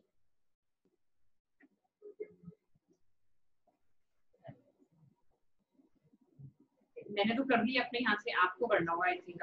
हाँ जी, अब हो गया। हाँ जी, हाँ जी। एक मिनट प्लीज, आपने क्वेश्चन यही पूछा था ना कि उपचार का मतलब क्या है? हाँ जी, हाँ जी। है ना? उपचार का मतलब यही है कि जैसे कहीं भी शरीर में या मन में कहीं भी रुकावट है, उस रुकावट को दूर करना, यही उपचार है। बिल्कुल सही बात। शरीर में या मन में। देखो, आप तो डॉक्टर फैमिली से, तो आप अच्छे से बता सकते हो। लेकिन रुकावटें कैसे आ जाती हैं? एक और सवाल हमारा आपसे ये है। रुकावटें ज्यादातर जैसे मैंने सुना है 98% बीमारियां जो होती हैं वो हमारी मन से रिलेटेड होती हैं, और 2% बीमारियां होती हैं वो हमारी सिर्फ शरीर से होती हैं। तो अगर हमारा मन स्वस्थ होगा तो हमारा शरीर अपने आप स्वस्थ हो जाएगा। मतलब हम किसी के, जैसे अभी आज भी आपने बताया कि गुणों को देखना है, गुणों को भगवान के, जैसे भगवान के गुण है वो हमें अपने अंदर वैसे ही लाने हैं। तो लाइक जैसे गुण आ जाएंगे तो मन हमारा अपने आप ही अच्छा हो जाएगा, तो अपने आप बीमारी शरीर की बहुत सुंदर, बहुत अच्छा आंसर दिया आपने। बेसिक उपचार करने का मतलब होता है अपने पूरे शरीर को स्वीकार करना। हम क्या करते हैं, बहुत सारे शरीर के हमारे पार्ट रहते हैं जिनको हम कभी ध्यान नहीं देते, दिखाई नहीं उनकी तरफ कि हमारे पार्ट, हमारी बॉडी में किडनी भी है, 2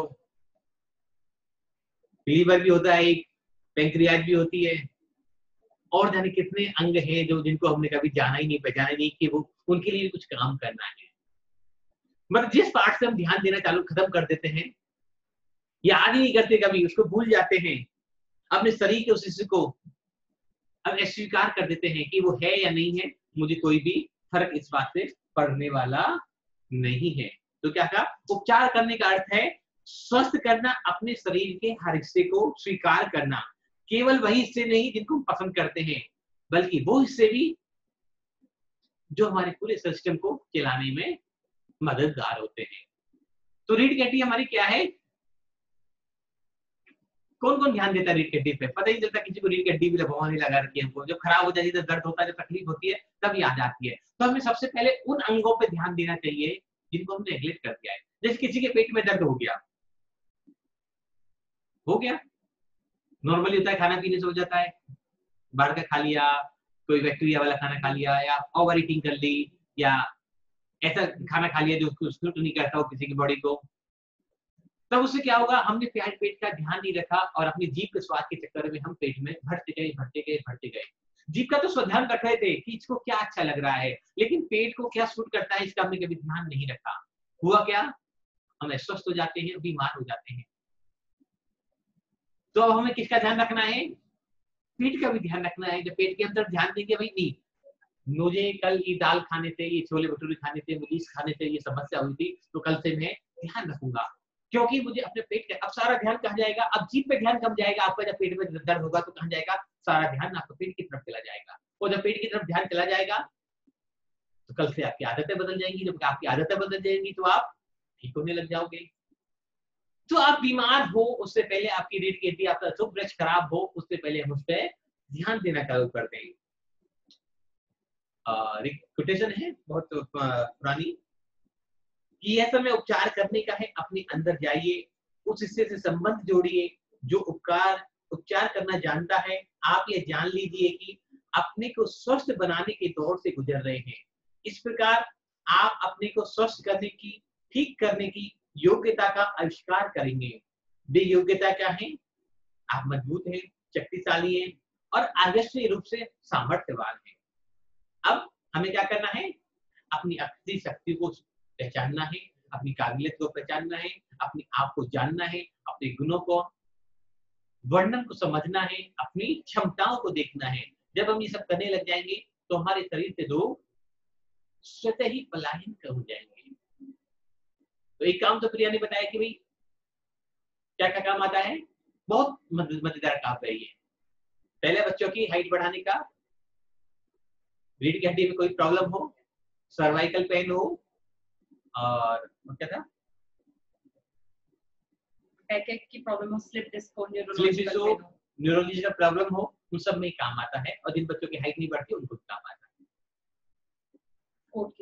और सबसे जो सुंदर चीज है इसमें, आज सारी दुनिया बहुत परेशान है आपस के झगड़ों से, लड़ाई झगड़ों से, पार्टनर से झगड़ों से, कंपनियों के झगड़ों से, इधर उधर की समस्याओं से। इस कारण से लिटिगेशन प्रॉब्लम, कोर्ट केस कचहरी का मुकदमा, 50-60% घरों में यही समस्याएं हैं। भाई भाइयों में केस है, पार्टनर में केस है, क्लाइंट और दुकानदार में केस है, कंपनी वालों में आपस में केस है। जब हम इस काव्य को पाठ करते हैं, पठन करते हैं, स्मरण करते हैं और इस काव्य के माध्यम से प्रभु की स्तुति करते हैं और अपने अंदर ये भावना बांधते हैं कि प्रभु मैं भी शोक से रहित हो रहा हूँ, मुझे भी केवल की प्राप्ति हो रही है, मुझे शुद्ध ज्ञान प्राप्त हो रहा है, तो आप भी क्या हो जाओगे? आपके अंदर भी एक नए उपचार करने वाले गुण प्रकट हो जाएंगे। आप अपनी शक्ति को पहचान पाओगे, आप अपनी योग्यता को पहचान पाओगे, आप अपनी कार्य क्षमता को पहचान पाओगे, आप अपनी काबिलियत को पहचान पाओगे। और जब ये चीजें आपको पता चलने लग जाएंगी कि मेरे अंदर इतनी योग्यता, इतनी कार्य क्षमता, इतनी काबिलियत, इतनी सामर्थ्य है, मैं इतना शक्तिशाली हूं, तो जीवन के हर मोड़ में आपकी विजय होगी। कहीं भी आपको पराजय का मुंह कभी भी नहीं देखना पड़ेगा। तो जिन लोगों को कोर्ट के कचहरी मुकदमे आदि संबंधित समस्याएं हैं, उनके लिए काव्य अमृत और रामबाण से कम नहीं है। ब्रह्मास्त्र उनके लिए कि पढ़ना चालू करो और काम आपके बनने चले जाएंगे। लेकिन उससे ज्यादा जरूरी है सबसे पहले अपनी शक्ति, सामर्थ्य, काबिलियत, अपनी क्षमता को पहचाने, जाने, समझे। वो कब होगी?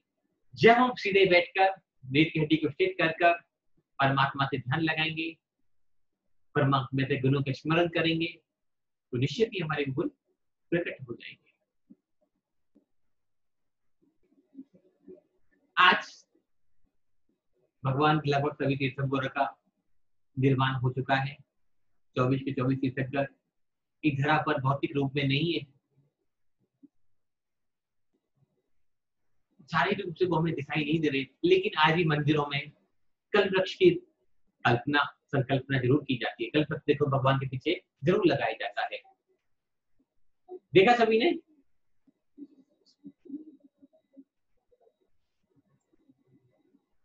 देखा भगवान की वेदी के पीछे कल्प वृक्ष लगाया जाता है, सभी ने देखा?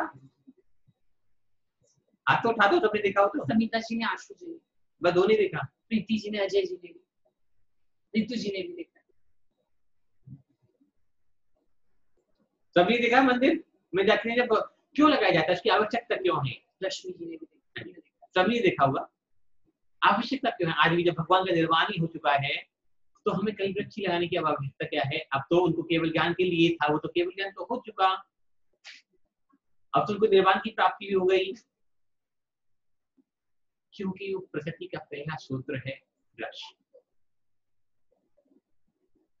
हम जब अपनी प्रकृति से दूर हो जाते हैं, प्रकृति से मुख मोड़ लेते हैं, प्रकृति से सही ढंग से पालन पोषण नहीं कर पाते प्रकृति का, तो प्रकृति हमसे दुष्ट हो जाती है और कोरोना जैसी महामारी हमें देने लग जाती है। इसलिए आज भी देखो लगभग सभी लोग, जितने भी यहाँ लोग देख रहे हैं या सुन रहे हैं यूट्यूब पे, फेसबुक पे, सभी से कह रहा हूँ, जब मन परेशान होता है तो क्या करते हैं हम सब? जब बोर हो जाते हैं तो क्या करते हैं? अभी सबका मन क्या है कि अभी लॉकडाउन खत्म हो जाए, कोरोना खत्म हो जाए, तो सबसे पहले क्या काम करेंगे? कौन बताएगा? हाँ जी, उषा जी को सुनते हैं। हाँ जी उषा जी, अपने यहाँ से अनम्यूट करिए। अपने यहाँ से अनम्यूट कीजिए उषा जी आप। हाँ जी। सबसे पहले हम लॉकडाउन खुलते ही पहले मंदिर जाएंगे, क्योंकि इतने दिन से मन में आकुलता है कि भगवान के दर्शन नहीं किए, और वहाँ मतलब जाके मन को शांति मिलती है। नहीं है तो ऑप्शन है कि हम घर में कर रहे हैं, लेकिन जब खुलेगा तो हम जाएंगे ही जाएंगे। वैसे तो मंदिर खुल गए, आप कहाँ रहते हो उषा जी? आगरा रहती हूँ मैं। तो मंदिर तो खुल गए दिल्ली में, तो आपके यहाँ नहीं खुले अभी? नहीं, हमारे यहाँ खुले नहीं, लेकिन वैसे एक साइड से कभी कभी मैं जाती हूँ। तो जिस दिन पहले दिन खुला था, उस दिन मेरा मन इतना प्रसन्न हुआ था कि मेरे आंसू निकल गए भगवान के दर्शन करके, कि पता नहीं क्या मिल गया मुझे। इतने दिन से मैं कुछ अधूरापन था, तो जाके ऐसा लगा कि बस सब कुछ चलो मंदिर भी खुल जाते हैं, सब कुछ हो जाते हैं, आप डेली दर्शन करने जा पाते, फिर क्या करोगे उसके बाद? फिर कहाँ जाने का मन करेगा? वही भगवान में ध्यान लगाने का मन करेगा। नहीं भी जाए तो क्या हुआ? अच्छी बात है। और कौन बताएगा? अच्छी से बताएंगे आज। हाँ जी, सब कुछ नॉर्मल हो गया कि जो 22 मार्च से पहले था सब कुछ ऐसे ही है, और अब गर्मियों की छुट्टियां चालू होने वाली हैं और आपके एग्जाम खत्म हो गए। जो एग्जाम, हाँ जी, क्या करोगे फिर? समय सबसे पहले दोस्तों से मिलने जाऊंगा, बहुत टाइम हो गया मिले हुए। नहीं, अगर एग्जाम खत्म होने के बाद सबसे पहले कहाँ जाते हैं आप? एग्जाम खत्म होने के बाद सबसे पहले शिखर जी की यात्रा करता, जीवन में कभी भी नहीं करी। बहुत सुंदर बात। क्यों करना चाहते हैं शिखर जी की यात्रा? अभी इसका आंसर बाद में लेंगे, लेकिन कभी कुछ लोगों से और इसके बारे में जानकारी लेते हैं। हाँ जी, और कौन बताएगा? नवनीत जी, आप कहाँ जाओगे? सब कुछ अगर 22 मार्च से पहले सब कुछ नॉर्मल हो जाए तो? मैं सर मंदिर जाता आजकल भी जा रहा हूँ, और बीच बीच में मेरा नंबर आ रहा है अभिषेक और शांति धारा करने। मंडे और ट्यूसडे का अभिषेक शांति धारा हो रही है जी हमारी तरफ से। वो छोड़ो कि सब कुछ खत्म हो जाता है, और मेरा सवाल सुनिए कि कोरोना लॉकडाउन सब खत्म हो जाता है, सब कुछ नॉर्मल हो जाता है, तो जैसे गर्मियों की छुट्टी होती है, सबसे पहले हमारा मन कहाँ करेगा जाने का? तीर्थ स्थान पे जाना है सर। सर 2-3 तीर्थ स्थान डिसाइड कर रखे हैं, वहां पे सबसे पहले जाना है माता जी को लेके, कि वो बहुत लंबा प्रोग्राम, एक साथ 10 दिन का। नाम बताओ जगहों के। कि बहुत दिनों से कहीं नहीं आ पा रहे हैं। बेसिकली राजस्थान की विजिट है सर, ये नारेली और ये सारा। नाम बता दो जल्दी से, जगह कौन कहाँ का जाना? नारेली, चांदखेड़ी, आवा और बिजौलिया जी, ये 4-5 है पूरे राजस्थान के। बिल्कुल बिल्कुल, सब चलेंगे मिलकर, हम भी चलेंगे, हमारी पूरी टीम भी चलेगी, सारे 70 लोग सब साथ चलेंगे जी। बहुत बढ़िया सर। हाँ जी, सविता जी, सविता जी, अपने आप को अनम्यूट कीजिए सविता जैन जी, अशोक जाट। हाँ जी, जय श्री भैया। मैं सबसे पहले मम्मी की अभी एनिवर्सरी थी, 50th एनिवर्सरी थी, तो उनको मैंने कहा था कि मैं आपको पूरे इंडिया के 50 अलग अलग तीर्थ स्थान पर दर्शन कराऊंगी। तो अब तब से ही लॉकडाउन हो गया तो हम जा ही नहीं पाए, तो हम सबसे पहले वो 50 जगह पूरी करेंगे। बहुत सुंदर। लेकिन आपके घर पे भी इन्होंने सेलिब्रेट करी अपनी मदर की एनिवर्सरी, मदर इन लॉ की एनिवर्सरी, और बिल्कुल बहुत अच्छे से पाठ किया, विधान किया, बहुत सारी डिशेस बनाई, पूरी वीडियो बनाकर इन्होंने मेरे को भेजी। मुझे लग रहा था कि ऐसा भेजी बस ये मत भैया। मम्मी भी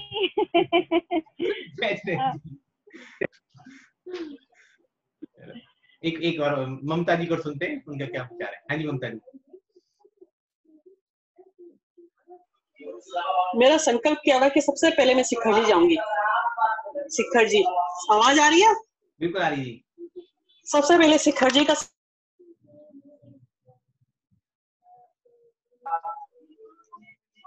और फिर मेरे गुरुवर विद्यासागर जी महाराज के चरणों में जाना है मेरे को। बहुत सुंदर, सभी का जवाब बहुत अच्छा है। तो सबकी भावनाएं जल्दी पूरी होंगी और हम सभी शिखर जी, गिरनार जी, तेजारा जी, पावापुर जी, जहां जहां जिसका मन है सबकी इच्छाएं पूरी हो, सबकी भावनाएं ऐसी बनी रहे। तो लेकिन सबसे पहले शुरुआत अतिश ने की। तो अक्सर हम शिखर जी, गिरनार जी या ऐसे तीर्थ क्षेत्रों पर जाना चाहते हैं जो प्रकृति के पास है और मन लगता है, वहां सभी का लगता है। जब भी शिखर जी जाते हैं, गिरनार जी जाते हैं या अपने गुजरात में बहुत सारे तीर्थ हैं, नाम भूल गया मैं। तो क्या होता है, हम जब प्रकृति के पास हम जाते हैं, प्रकृति के साथ रोने लग जाते हैं, तो ऑटोमेटिक हमें अच्छा लगने लगता है। सभी को लगता है। वैसे तो यहाँ अभी माहौल दूसरा चल रहा है, इसलिए सबने शिखर जी के नाम लिया, बाकी तो आधे लोग तो कोई स्विट्जरलैंड जाता, कोई बैंकॉक जाता, कोई और कहीं जाता।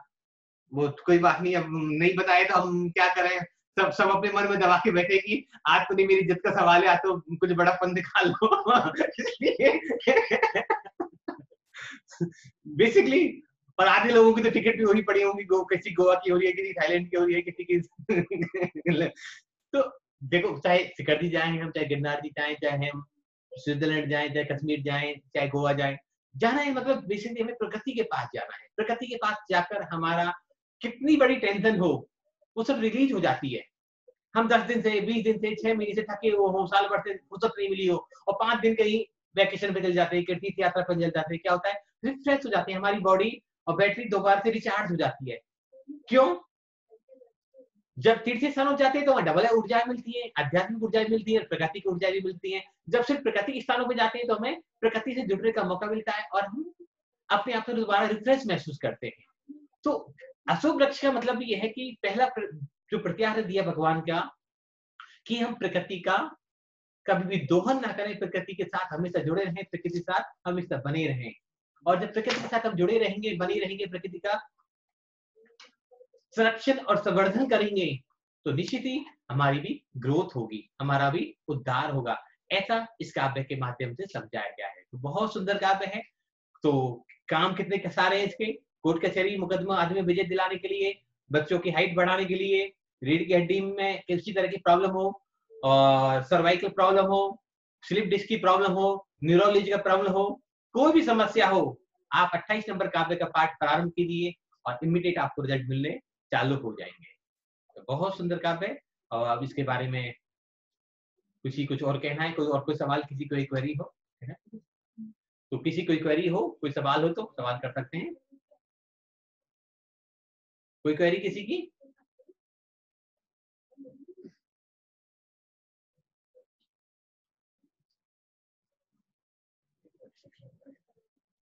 हाँ जी सुशीला जी, अनम्यूट किया मैंने आपको, अपने हाथ अनम्यूट कीजिए। जय जिनेंद्र। हाँ जी जय जिनेंद्र जी। आपका अभी सो आप बता रहे थे कि एग्जाम होने के बाद हम पहले कहाँ जाएंगे, तो सब लोगों ने अलग अलग उत्तर दे दिया। कोई कहता है कि हम शिखर जी जाएंगे, कोई कहता है घूमने जाएंगे, लेकिन घूमने जाएंगे ऐसा कोई सीधा नहीं बोले, तीर्थ क्षेत्र के साथ घूमने जाएंगे, ताकि उधर की ऊर्जा और निसर्गिक ऊर्जा भी हमें मिल जाएगी। और इसका सबका एक महत्व का मतलब ये है कि हम उधर जाके अपने मन को शुद्ध करेंगे। पहले मन शुद्ध नहीं होगा तो हमारे को किधर से भी ऊर्जा नहीं मिलेगी। मन शुद्ध करना बहुत जरूरी है। इसलिए हम मन भी शुद्ध होना है, तन भी शुद्ध होना है, दोनों शुद्ध करने हैं। आपका बेटा आज कुछ श्लोक सुनाने वाला था। हाँ, आया है। हाँ जी, जय जिनेंद्र बोलो। जय जिनेंद्र। बेटा मैं आपको पहला और छठा श्लोक बोलने जा रहा हूँ। हाँ जी, बोलिए।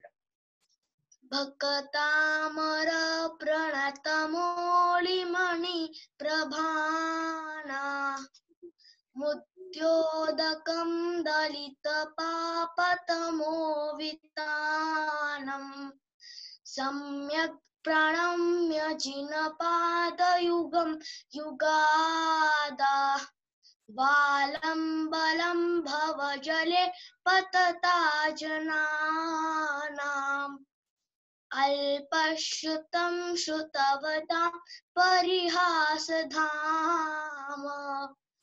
तद्भक्तिरे मुखरि कुरुते बलान्म यत्को किल किल मधो मधुरं विरोति तच्चाम्रचारु कलिका निकरे कहेतु। जय जिनेंद्र।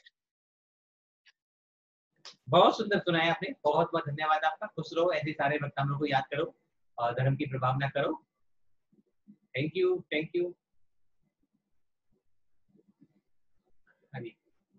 अजय जी, हाँ जी, बताइए। ये प्रातिहार तो मालूम है, लेकिन प्रातिहार शब्द का क्या अर्थ होता है? शब्द का अर्थ जानना चाहते हैं। प्रातिहार शब्द का है भगवान के सामूहिक शरण में जो मतलब उपमाएं दी गई हैं कि दिव्य चीजें। तो जैसे हमारा प्रतिहार क्या है आज का, हमारी गाड़ियां, एसेट एक तरह का। अगर इंग्लिश में वर्ड देखा जाए तो ये सामूहिक शरण के एसेट है।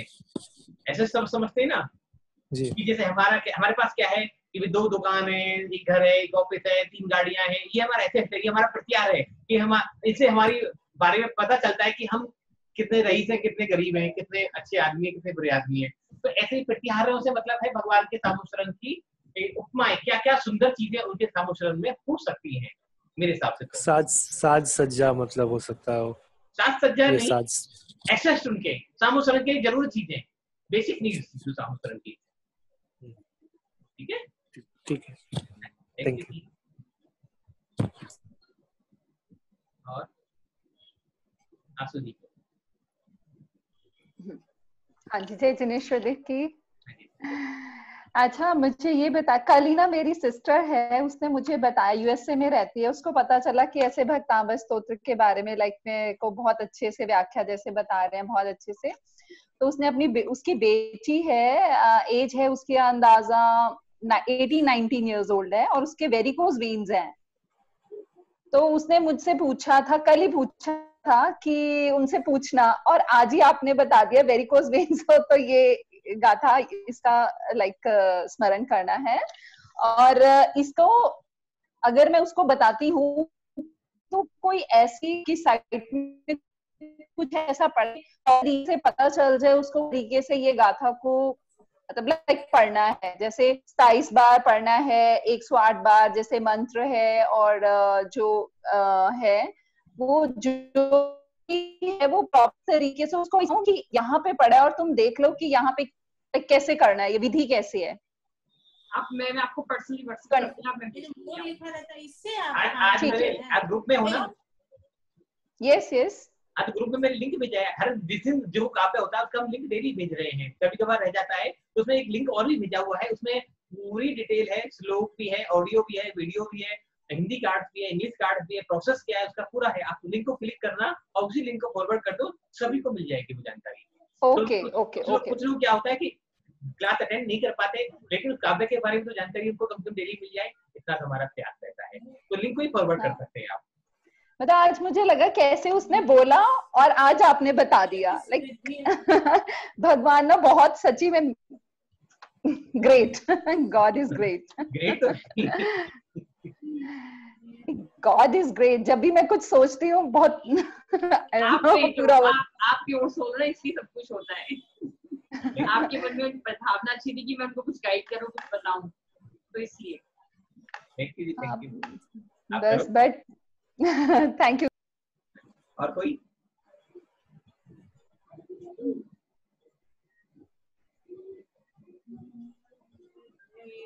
और को कुछ कहना है, क्या पूछना है कुछ काव्य से संबंधित?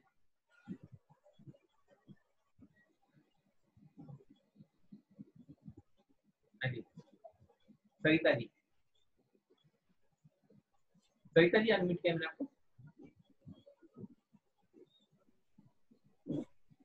जजनैन जी, 26वें काव्य में जो हमने कल करा था वो कंफ्यूजन है, तुभ्यम है या तुभ्यन है? तुभ्यन नमस, एक बार मैं चैंट कर देती हूँ।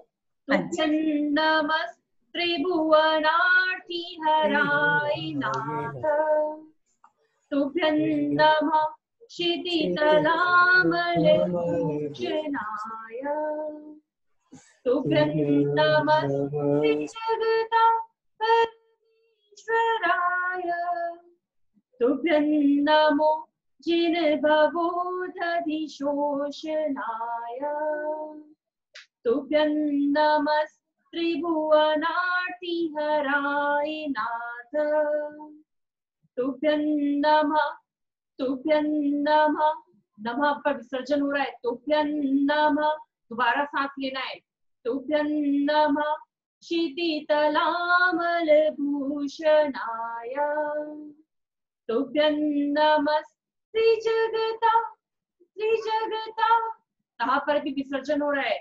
त्रिजगता परमेश्वराय, तुभ्यं नमो जिनभवोदधिशोषणाय। और कोई आगे समझ में? ये भी समझ में तो आ गया होगा कि नाम क्यों बोला है हमने इसको, तुभ्यम क्यों नहीं बोला, तुभ्यन क्यों बोला है? कोई बताएगा इसके बारे में?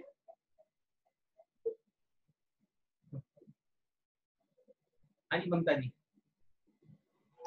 क्योंकि तुभ्यन के बाद में न आया है, न आने से हमें न बोलना होता है, बुद्धि न हो जाती है। अच्छा, मुझे प्रिया जी आपसे ये पूछना है कि ये पहले मेरी बात का जवाब दी, कौन सा वर्ग है ये? मतलब हमने बताया था ना कि जिसके वर्ग होते हैं के वाला इसमें बोलते थे, कौन सा वर्ग है जिसके कारण इसमें नहीं बोला जाता है? त थ द द न, उसमें क्या बोला जाता है ना, ना बोला जाता है जब वो उसके पहले ना बोला जाता है। बहुत सुंदर। अच्छा प्रिया दीदी, स है छत्र गया, अगर आ जाए तो जब बिंदी हो तो क्या बोलना पड़ेगा हमें? सर्च एग्जांपल लेते हैं जी, यहीं पर ही हम एक श्लोक का एग्जांपल लेते हैं, उसे सब समझ लेंगे। 25वां काव्य उसके अंदर हैगा जी एग्जांपल। बुद्धस्तमेव विबुधार्जित बुद्धि बोधात्, त्वं शंकरोऽसि भुवन त्रय शंकरत्वात्। अंश है, अंश की तरह त्वंश, अंश की तरह बोलेंगे हम, तालव्यशा है। त्वं शंकरोऽसि भुवन त्रय शंकरत्वात्, धातासि धीर शिव मार्गे विधिर्विधानात्, व्यक्तं त्वमेव भगवन् पुरुषोत्तमोऽसि। तालव्यशा का ले लिया हमने।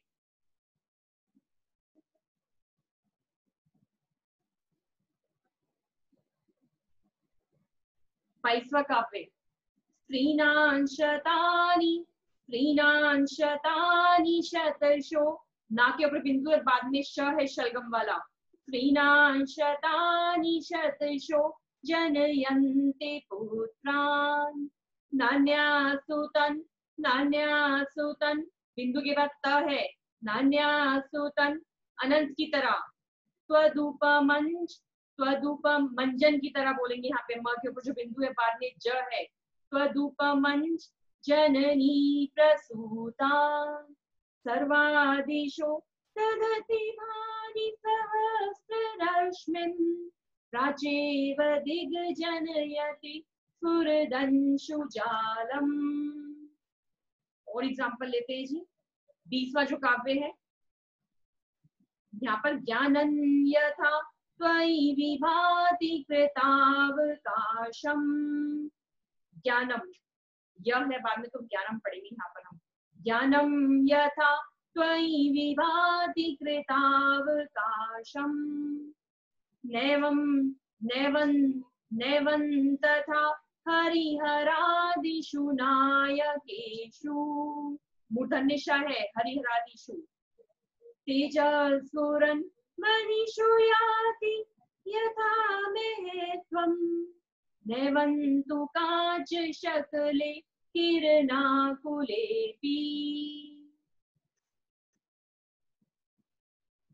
क्लियर हो गया तीनों सा सा सा सा? आई थिंक क्लियर हो गया होगा उनको, मुमताज उन्होंने पूछा था। ठीक है नहीं? और कोई अच्छे सवाल करते तो अच्छा लगता है, एक बार के लिए 4 बार आंसर देना। बोलिए जी। हाँ जी, अच्छी से आवाज नहीं आ रही आपकी। सर आ रही है अब? सर जैसा कि आपने इससे पहले वाले श्लोक में बताया कि हमें दूसरों का प्रकाश देखना है और हमें उनके अवगुण नहीं देखने। सर ऐसा होता है हमारी डेली लाइफ में, कभी कभी लोग मिलते हैं बहुत ईगोइस्टिक, अब हम उनकी गुड चीजें देख रहे हैं, सारी चीजें देख रहे हैं और वो हमारा यूज कर रहे हैं, तो उस टाइम पे हमें क्या करना चाहिए? अभी कहानी सुनाई थी ना, भूल गए कि एक व्यापारी ने पूछा किसी विद्वान व्यक्ति से कि मेरे पास सब तरह के ग्राहक आते हैं, बुरे भी आते हैं, अच्छे भी आते हैं। जब बुरे आते हैं तो मैं परेशान हो जाता हूँ, गुस्से में जाता हूँ, जंजल खा जाता हूँ, क्या करता हूँ, तो मुझे क्या करना चाहिए? ग्लास में पानी भर के मतलब अपने अंदर सारे गुण भर लेने चाहिए ताकि हमें उसके गुण भरने अपने अंदर, उसकी बुराई की तरफ जाना ही नहीं है। जब हमारे अंदर गुण भरे होंगे, कौन से? पवित्रता के। जब हमारे दांतों में गैस ही नहीं होगा, जगह ही नहीं होगी उसकी बुराई के अंदर जाने की, तो वो कुछ भी कर रहा है, वो कैसा भी है, क्या फर्क पड़ने वाला है इस बात से? हमें अपने आप को बदलना है, ना कि सामने वाले को। सामने वाले को हम कभी भी चेंज नहीं कर पाए और ना कर सकते, ना कभी कर पाएंगे। जब हम किसी को बदल ही नहीं सकते, किसी के गुण को भी ठीक नहीं कर सकते, किसी के अवगुण को बदल नहीं सकते, तो हम उस पर दृष्टि अपनी क्यों रखाएं, क्यों देखें? हमें तो अपने आप को अच्छे गुणों से भरना है। कोई कूड़ा भी फेंक जाए तो कूड़ा भी जब हमारे ऊपर से निकल के गिर जाए तो कूड़ा भी थोड़ा बहुत साफ हो जाए, तो हमारे अंदर कोई उस कूड़े का एक अंश भी नहीं जाना चाहिए। क्योंकि दांतों से इसी उदाहरण दिया कि भोजन सभी अच्छे के लिए खाते हैं, कोई भी इसलिए खाना नहीं खाता कि दांतों में फंस जाए और 2 जीभ उसको 1 घंटे तक कर रहे, दर्द करती रहे। लेकिन जब गैप हो जाता है, कहाँ जगह रह जाती है, थोड़ी सी भी जगह रह जाती है, दांतों के बीच में कितनी जगह रहती है? बहुत छोटी सी जगह रह जाती है, उसमें ही कोई बीज फंस जाता है, कभी जीरा फंस जाता है, कभी राई का दाना फंस जाता है, कभी कोई सौंफ की दाना फंस जाता है, तो कितना तकलीफ देता है। तो ऐसे ही जब हमारे अंदर दूसरों के अवगुण फंस जाएंगे हमारे हृदय में उसके, तो क्या होगा? वो कितनी पीड़ा, कितनी तकलीफ और कितने कर्म बढ़ा देंगे हमारे, ये सोचना जरूरी है। इसलिए हमारे अंदर पूरे गुण भरे हों, दूसरे की दोष आने की संभावना रहे ही नहीं। और हमें करना क्या है? फिर भी आ जाते तो और गुण भरने कि दोष है तो पानी की तरह, जैसे गिलास में मिट्टी भर के दी थी, तो गुण भरते चल जाएंगे, मिट्टी तो अपने आप निकल जाएगी और हम पवित्र हो जाएंगे। और प्रभु के जैसे प्रभु के अंदर वितरागता के गुण, पवित्रता के गुण, शुद्ध आत्मा के गुण, ऐसे गुण हमारे अंदर भी भर जाएंगे और हम भी पवित्र हो जाएंगे, शुद्ध हो जाएंगे। ठीक है? और कोई? हाँ जी अशोक जी। यस सर, जय जिनेन्द्र सर। 2-3 दिन पहले जो चर्चा हो रही थी उसमें एक असात कर्म का उल्लेख आया हुआ था। कौन से काव्य में? असात कर्म था 2 दिन पहले में। काव्य नंबर बताओ। काव्य नहीं कि कोई किसी ने कहा था, काव्य के अंदर नहीं आया था, किसी से आप क्वेश्चन आंसर कर रहे थे तो उसमें उन्होंने असात कर्म का जिक्र किया था सर। मुझे वो समझ में नहीं आया। ये था 16 तारीख का सर। 16 तारीख को परसों जब हम लोग कर रहे थे तो उसमें किसी से असात कर्म का कुछ जिक्र किया था। असाता कर्म? 2-3 असाता कर्म वो क्या है वैसे? असाता कर्म कह रहे हैं? असाता कर्म जी, असाता कर्म। बहुत सुंदर। वो क्या हुआ सर? कौन बताएगा? मीना जी, आपने तत्वों की चर्चा करी थी, आपके सवाल है। असाता कर्म क्या है? असाता कर्म मतलब दर्द दुख देने वाला या बुरे कर्म, जो आप बोले, जैसे अपन कोई दुख दर्द होता है, बीमारी आता है, अपन बोलते हैं असाता कर्म का उदय है। अच्छा कुछ चल रहा है तो बोलते हैं साता कर्म का उदय है। बिल्कुल सही बोला आपने, समझ में आया सुखी? साता कर्म माने हमने जो अच्छे कर्म किए उनका फल हमें मिलने लग गया, और असाता कर्म माने जो बुरे कर्म किए उनका फल मिले। ये मीना जी ने बताया, इसलिए मैंने उनसे आंसर दिलवाया आपको। और कोई क्लियर सभी को?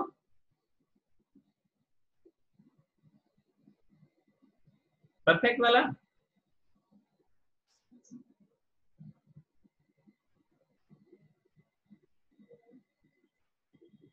एक बार उच्चारण फिर से करते हैं।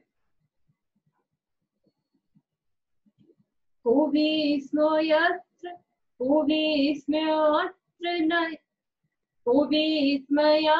यदि नाम गुणैर्शेषे त्वंसंशितो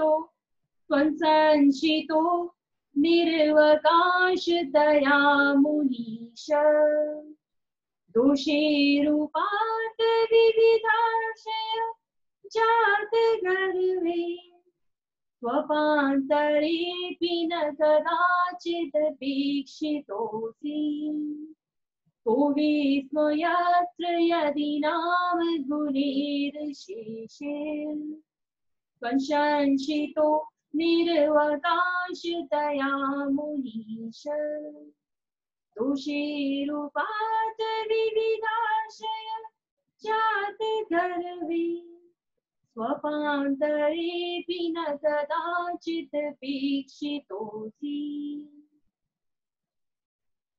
उचिरशोकतरुसंशितमुन्मयूख मा भाति रूपममलं भवतो नितान्तम् स्पष्टोल्लसत्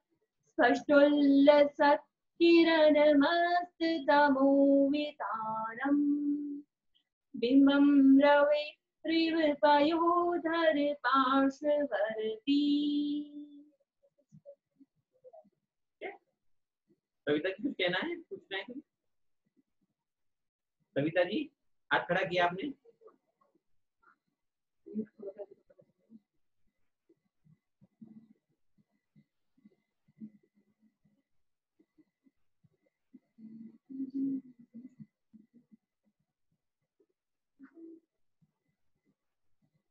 आपके साथ मीट हो रहा है आपके यहाँ से? हाँ जी, हाँ जी बोलिए।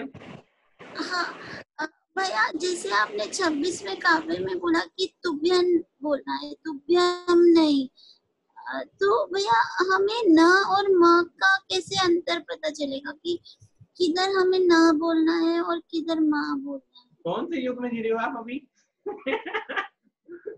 क्यों जी बहन जी, हमारी फेस दिखाओ पूरा। आधा दिख रहा है फेस, आपका फेस आधा दिख रहा है अभी। अच्छा, हाँ जी, अब दिख रहा है, अब ठीक है। अब दिखा। आप कब से क्लास ज्वाइन कर रहे हो? बीच में आते हो शायद आप, बीच में मैंने थोड़ा मिस किया। पूरी लिस्ट बताई थी और 2-3 बार बताई थी ना, और माँ को कैसे पढ़ना है। बीच में थोड़ा सा मिस। कैसे मत किया करो। चलो अशोक कुमार जी बताएंगे हमको। हाँ जी, हाँ जी सुख जी बताइए जी। एक्चुअली कवर खवर टवर में जब आते हैं तो वहां पे न की मात्रा आएगी साथ में, और पवर्ग में टवर्ग में भी आएगी तो न की मात्रा आएगी। पवर्ग में जब आएगा तो वहां पे म की मात्रा आएगी, वहां पे बिंदु जो होगी वहां पे तो न होगा। कवर खवर टवर्ग तवर्ग में, पवर्ग में आएगी तो म की मात्रा आएगी वहां। ठीक है कविता जी, और कल मैं आपको प्रेजेंटेशन दोबारा से दिखाऊंगी, तो कल आप जरूर अटेंड कीजिएगा। जब आप आ जाओगे कल तभी हम शुरुआत करेंगे। तो एक प्रेजेंटेशन है उस चीज के रिगार्डिंग, वो सारा आपको और डिटेल से समझाएंगे। कुछ लोग नहीं जुड़े हैं सर। एक चीज और है सर। हेलो, हाँ जी बताइए। हाँ सर, अभी आपने 27 नंबर में जो प्रिया दी बोल रही थी स्वप्नाम तरेपी, तो सोपान तेरेपी है या स्वप्नाम तेरेपी है वो? स्वप्नम। स्वपान्तरेऽपि स्वपान्तरेऽपि दोषेरुपात विविधाशय जात गर्वे स्वपान्तरेऽपि स्वपान्तरेऽपि न कदाचित् वीक्षितोऽसि। जी, लेकिन यहाँ पे लिखा हुआ है आधा स व आधा प, ना है नाकार, उसके ऊपर बिंदु दी हुई है, तो स्वप्नान होगा या सोपान होगा? सपना नहीं होगा ना वो। स्वप्नांतर ना जो है बिंदु है तो साइलेंट लेंगे ना उसको हम। स्वपान्तरेऽपि स्वपान्तरेऽपि स्वपान्तरेऽपि। ठीक है, okay okay, thank you, confusion हो रहा था बार बार, थैंक यू। एक बार फिर भी कुछ लोग नहीं जुड़े हैं तो एक बार 5 मिनट के लिए प्रेजेंटेशन को दोबारा दिखा देते हैं, कंफ्यूजन नहीं रहनी चाहिए जिंदगी में। जी जी, थैंक यू।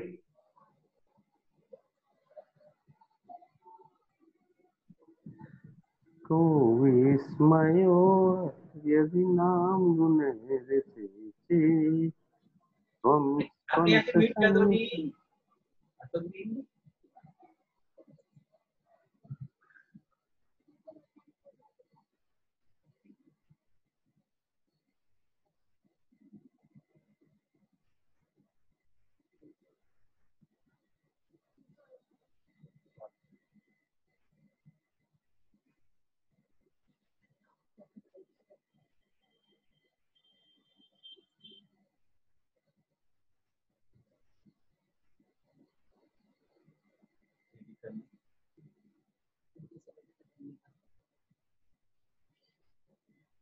देखिए हिंदी भाषा में जो न और चंद्र बिंदु के सवाल में थोड़ा सा अंतर रहता है। आई थिंक जो नए लोग हैं उनके लिए ही होगा ये नया, और उन्हें तो देख रखा है पहले। देखिए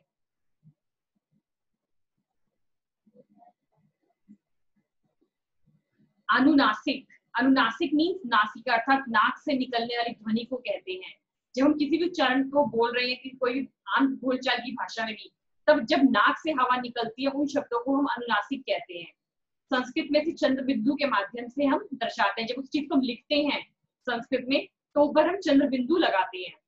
अनुनासिक के उच्चारण में दोनों होठ खुले रहते हैं, मुंह और नाक दोनों से हवा निकलती है। नाक में अपेक्षाकृत कम कंपन होता है, जैसे हंस, चांद, बांध, उंगली। एक बार बोल के देख लें सभी अपने मन में। सविता जी आप भी वो देखिएगा बोल के। चांद, बांध, उंगली। उंगली। जब इन शब्दों को हम बोल रहे हैं तो मुंह हमारा ज्यादा खुल रहा है, नाक भी खुल रही है, नाक से भी हवा निकल रही है, लेकिन नाक में कंपन कम होएगा। अनुस्वार, अनुस्वार मीन पंचम वर्ण के आधे अक्षरों को दर्शाने का प्रतीक होता है। संस्कृत में से बिंदु के माध्यम से हम दर्शाते हैं। अनुस्वार के उच्चारण के समय नाक में अपेक्षाकृत अधिक कंपन होता है। जब अधिक कंपन होता है तो वो अनुस्वार है, और जब कम कंपन होता है तो उसे हम बोलते हैं अनुनासिक। संत बोल के देखेंगे, नाक से अधिक हवा निकलेगी। संत, दंगा, ये मैंने वही वर्ड्स ले रखे हैं यहाँ पर जिनसे मैंने खुद प्रोनाउंस किया तो मुझे लगा कि हाँ इनमें ज्यादा प्रेशर निकल रहा है नाक से। घमंड, तमचा, तमंचा, तमंचा। कंपन, कंपन। कवर क्या होता है? क, ख, ग, घ, बड़े खाली। कंघी, पंख, गंगा। चवर कौन सा होता है जी? च, छ, ज, झ, न। मंच, पंछी, पंजाब। टवर, ट, ठ, ड, ढ, न। कंठ, पंडित, घंटी। तवर कौन सा होता है? त, थ, द, ध, न। बंद, महंत। चंद्र, पंथ। पवर, प, फ, ब, भ, म। पंप, कंबल, गंभीर। इन वर्गों के पांचवें अक्षर के आधे रूप अर्थात ण, ण, ण, न और म का भी बिंदु लगाकर लिखा जा सकता है। इसका प्रयोग शब्द छोटा करने के लिए किया जाता है। जैसे संबंध छोटा करके लिखते हैं, हम कैसे लिखते हैं? संबंध को में छोटा करना हो तो स के ऊपर भी बिंदु लगा देते हैं और ब के ऊपर बिंदु भी और ध। जिस वर्ण पर अनुस्वार लगा उसके बाद जिस वर्ग का व्यंजन उसके पंचम वर्ण का उच्चारण होता है। मान लीजिए क वर्ग आ रहा है जो हमने पीछे आपको बताया है, तो अण का उच्चारण करेंगे हम। च वर्ग आ रहा है न, ट वर्ग आ रहा है अण, त वर्ग आ रहा है न, प वर्ग आ रहा है तो म का उच्चारण होता है। जैसे अंग होगा अंग, चंचल, कंठ, संत, संबल, इस तरह से ये वर्ड्स हैं। श, श और स वर्णों के उच्चारण में उच्चारण स्थानों में और नामों में परस्पर अंतर होता है। वर्ण श, श और स ऊष्म स्पर्श व्यंजन होते हैं। इन्हें ऊष्म या संघर्षी व्यंजन इसलिए कहते हैं क्योंकि इनके उच्चारण के समय अंदर से आती हुई हवा हमारे तालु को, हमारे मसूड़ों को, हमारे दांत को, हमारे जीभ से रगड़ खाकर ऊष्मा पैदा करती हुई बाहर निकलती है। वर्ण श, श और स का स्पर्श व्यंजन इसलिए कहते हैं क्योंकि जब श का उच्चारण करते हैं तब जीभ तालु को स्पर्श करती है, तो इसको हम तालव्य श कहते हैं। अभी जो मैंने एग्जांपल भी दिए थे जब श्लोक पढ़ते हुए तालव्य श के, एक बार और देती हूँ। बुद्धस्तमेव विबुधार्जित बुद्धि बोधात् त्वं शंकरोसि तालव्य श है, देखिए त्वं शंकरोसि भुवन त्रय शंकरत्वात्।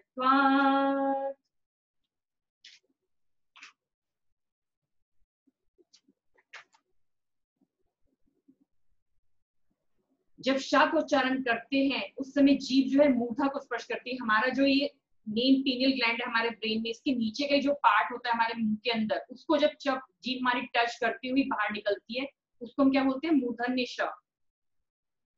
किम शर्वरीषु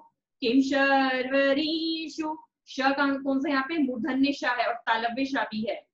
किम शर्वरीषु शशिनानि विवस्वतावान् युष्मन् श कौन सा आ गया? मूर्धन्य श। युष्मन्मुखे दुतलितेषु श फिर दोबारा आ गया मूर्धन्य श। तमः सुनाथ निष्पन्न श कौन सा आ गया? मूर्धन्य श। निष्पन्न शानि वनशालनि जीवलोके कार्यंकीय जलधरे जलधारनम्रे। जब वर्ण सा को उच्चारण करती है तब जीभ दांतों को स्पर्श करती है, इसलिए इसे दंतव्य सा कहते हैं। 3 तरह के सा हमने बताए थे आपको। दंतव्य सा का भी एक उदाहरण लेते हैं।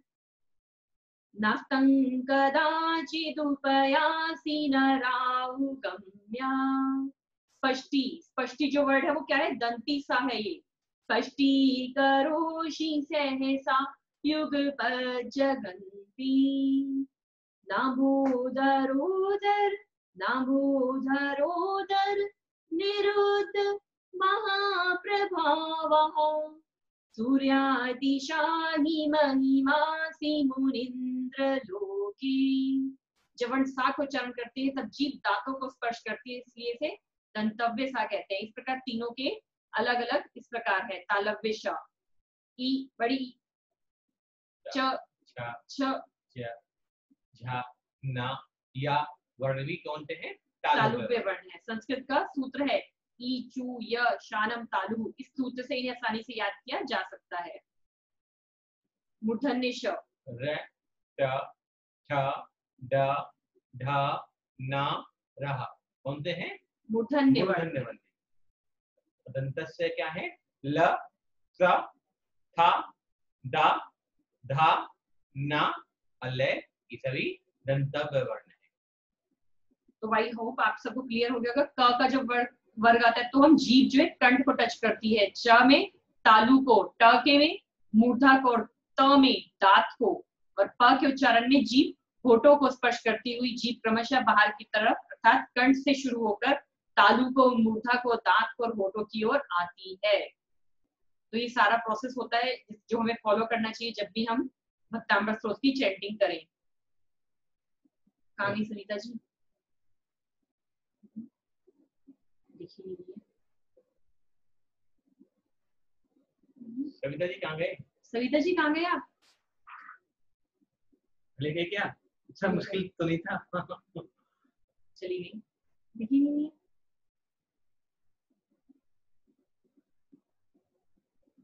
हरी हरी।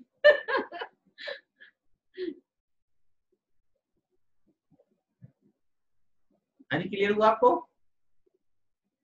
कविता जी? हाँ जी, थैंक यू भैया। मुझे पहली बार पता चला, मैं थोड़ा गलत पढ़ रही थी अभी तक। हाँ जी, मैं अभी तक गलत ही पढ़ रही थी।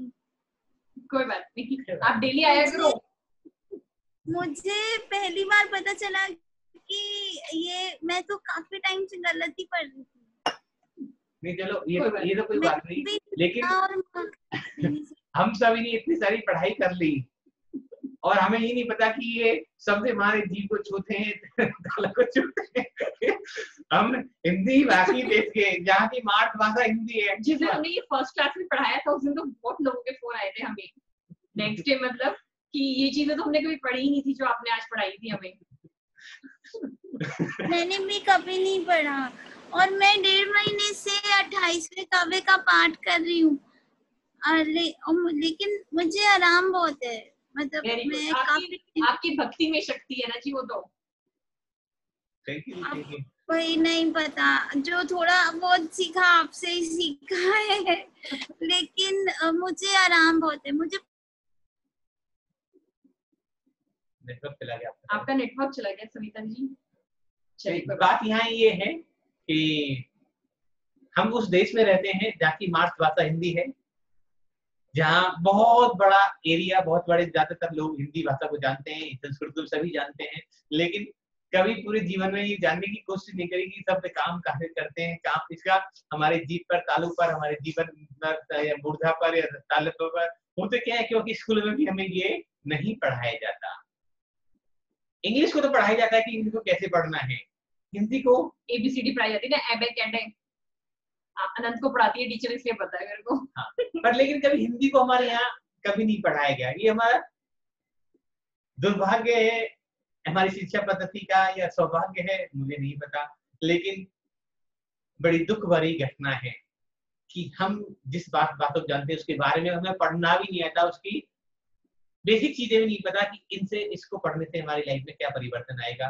तो प्रयास करें हम कभी कि अपने बच्चों को जरूर सिखाएं, सिर्फ वक्तावर पढ़ने के लिए नहीं, बहुत सारी चीजें दिन भर किताब बुक रीडिंग करते हैं, सब कुछ करते हैं और शोध पाठ या किताबें पढ़ते हैं और कुछ भी पढ़ते होंगे, न्यूज़पेपर भी पढ़ते हैं। तो जब हम पढ़ रहे हैं तो उच्चारण सही होना चाहिए ना, पता चल जाए कि इसका मतलब क्या है। वक्तावर तो चले इसके माध्यम से जानकारी अच्छी बढ़ जाएगी, क्योंकि हम चाहते हैं शुद्ध पढ़ना सीखें, लेकिन जीवन में बहुत काम आने वाली चीज ना हमें पता ही नहीं होता कि कहाँ ना बोलना है, कटा बोलना है, कहाँ बोलना है, कोई बात नहीं, सभी सीख रहे हैं।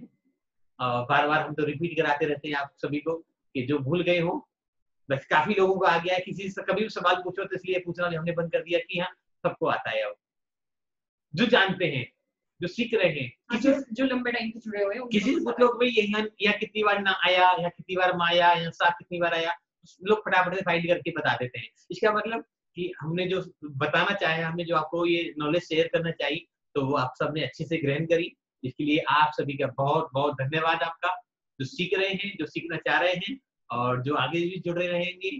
और बहुत सारे लोगों ने फॉर्म भरा है और कुछ लोगों ने रेकी क्लास के लिए एनर्जी एक्सचेंज भी डिपॉजिट किया है, लेकिन उन्होंने नाम नहीं दिया। तो अगर आप में से कोई भी ऐसा हो जिन्होंने पर्सनल नाम नहीं दिया तो पर्सनल भेज दें। मुझे नहीं पता मतलब अमाउंट रिसीव हुई है वो किसकी है किसकी नहीं है, मुझे कुछ भी नहीं पता, मैं ब्लैंक उसके बारे में। तो आप कोई भी उसमें राशि डिपॉजिट करते हैं तो आप कांटेक्ट जरूर करें, फोन कर दें, उसके स्क्रीनशॉट ले लें, मैसेज कर दें, व्हाट्सएप कर दें, जिससे कोई भी कंफ्यूजन हमारे और आपके बीच में ना रह पाए।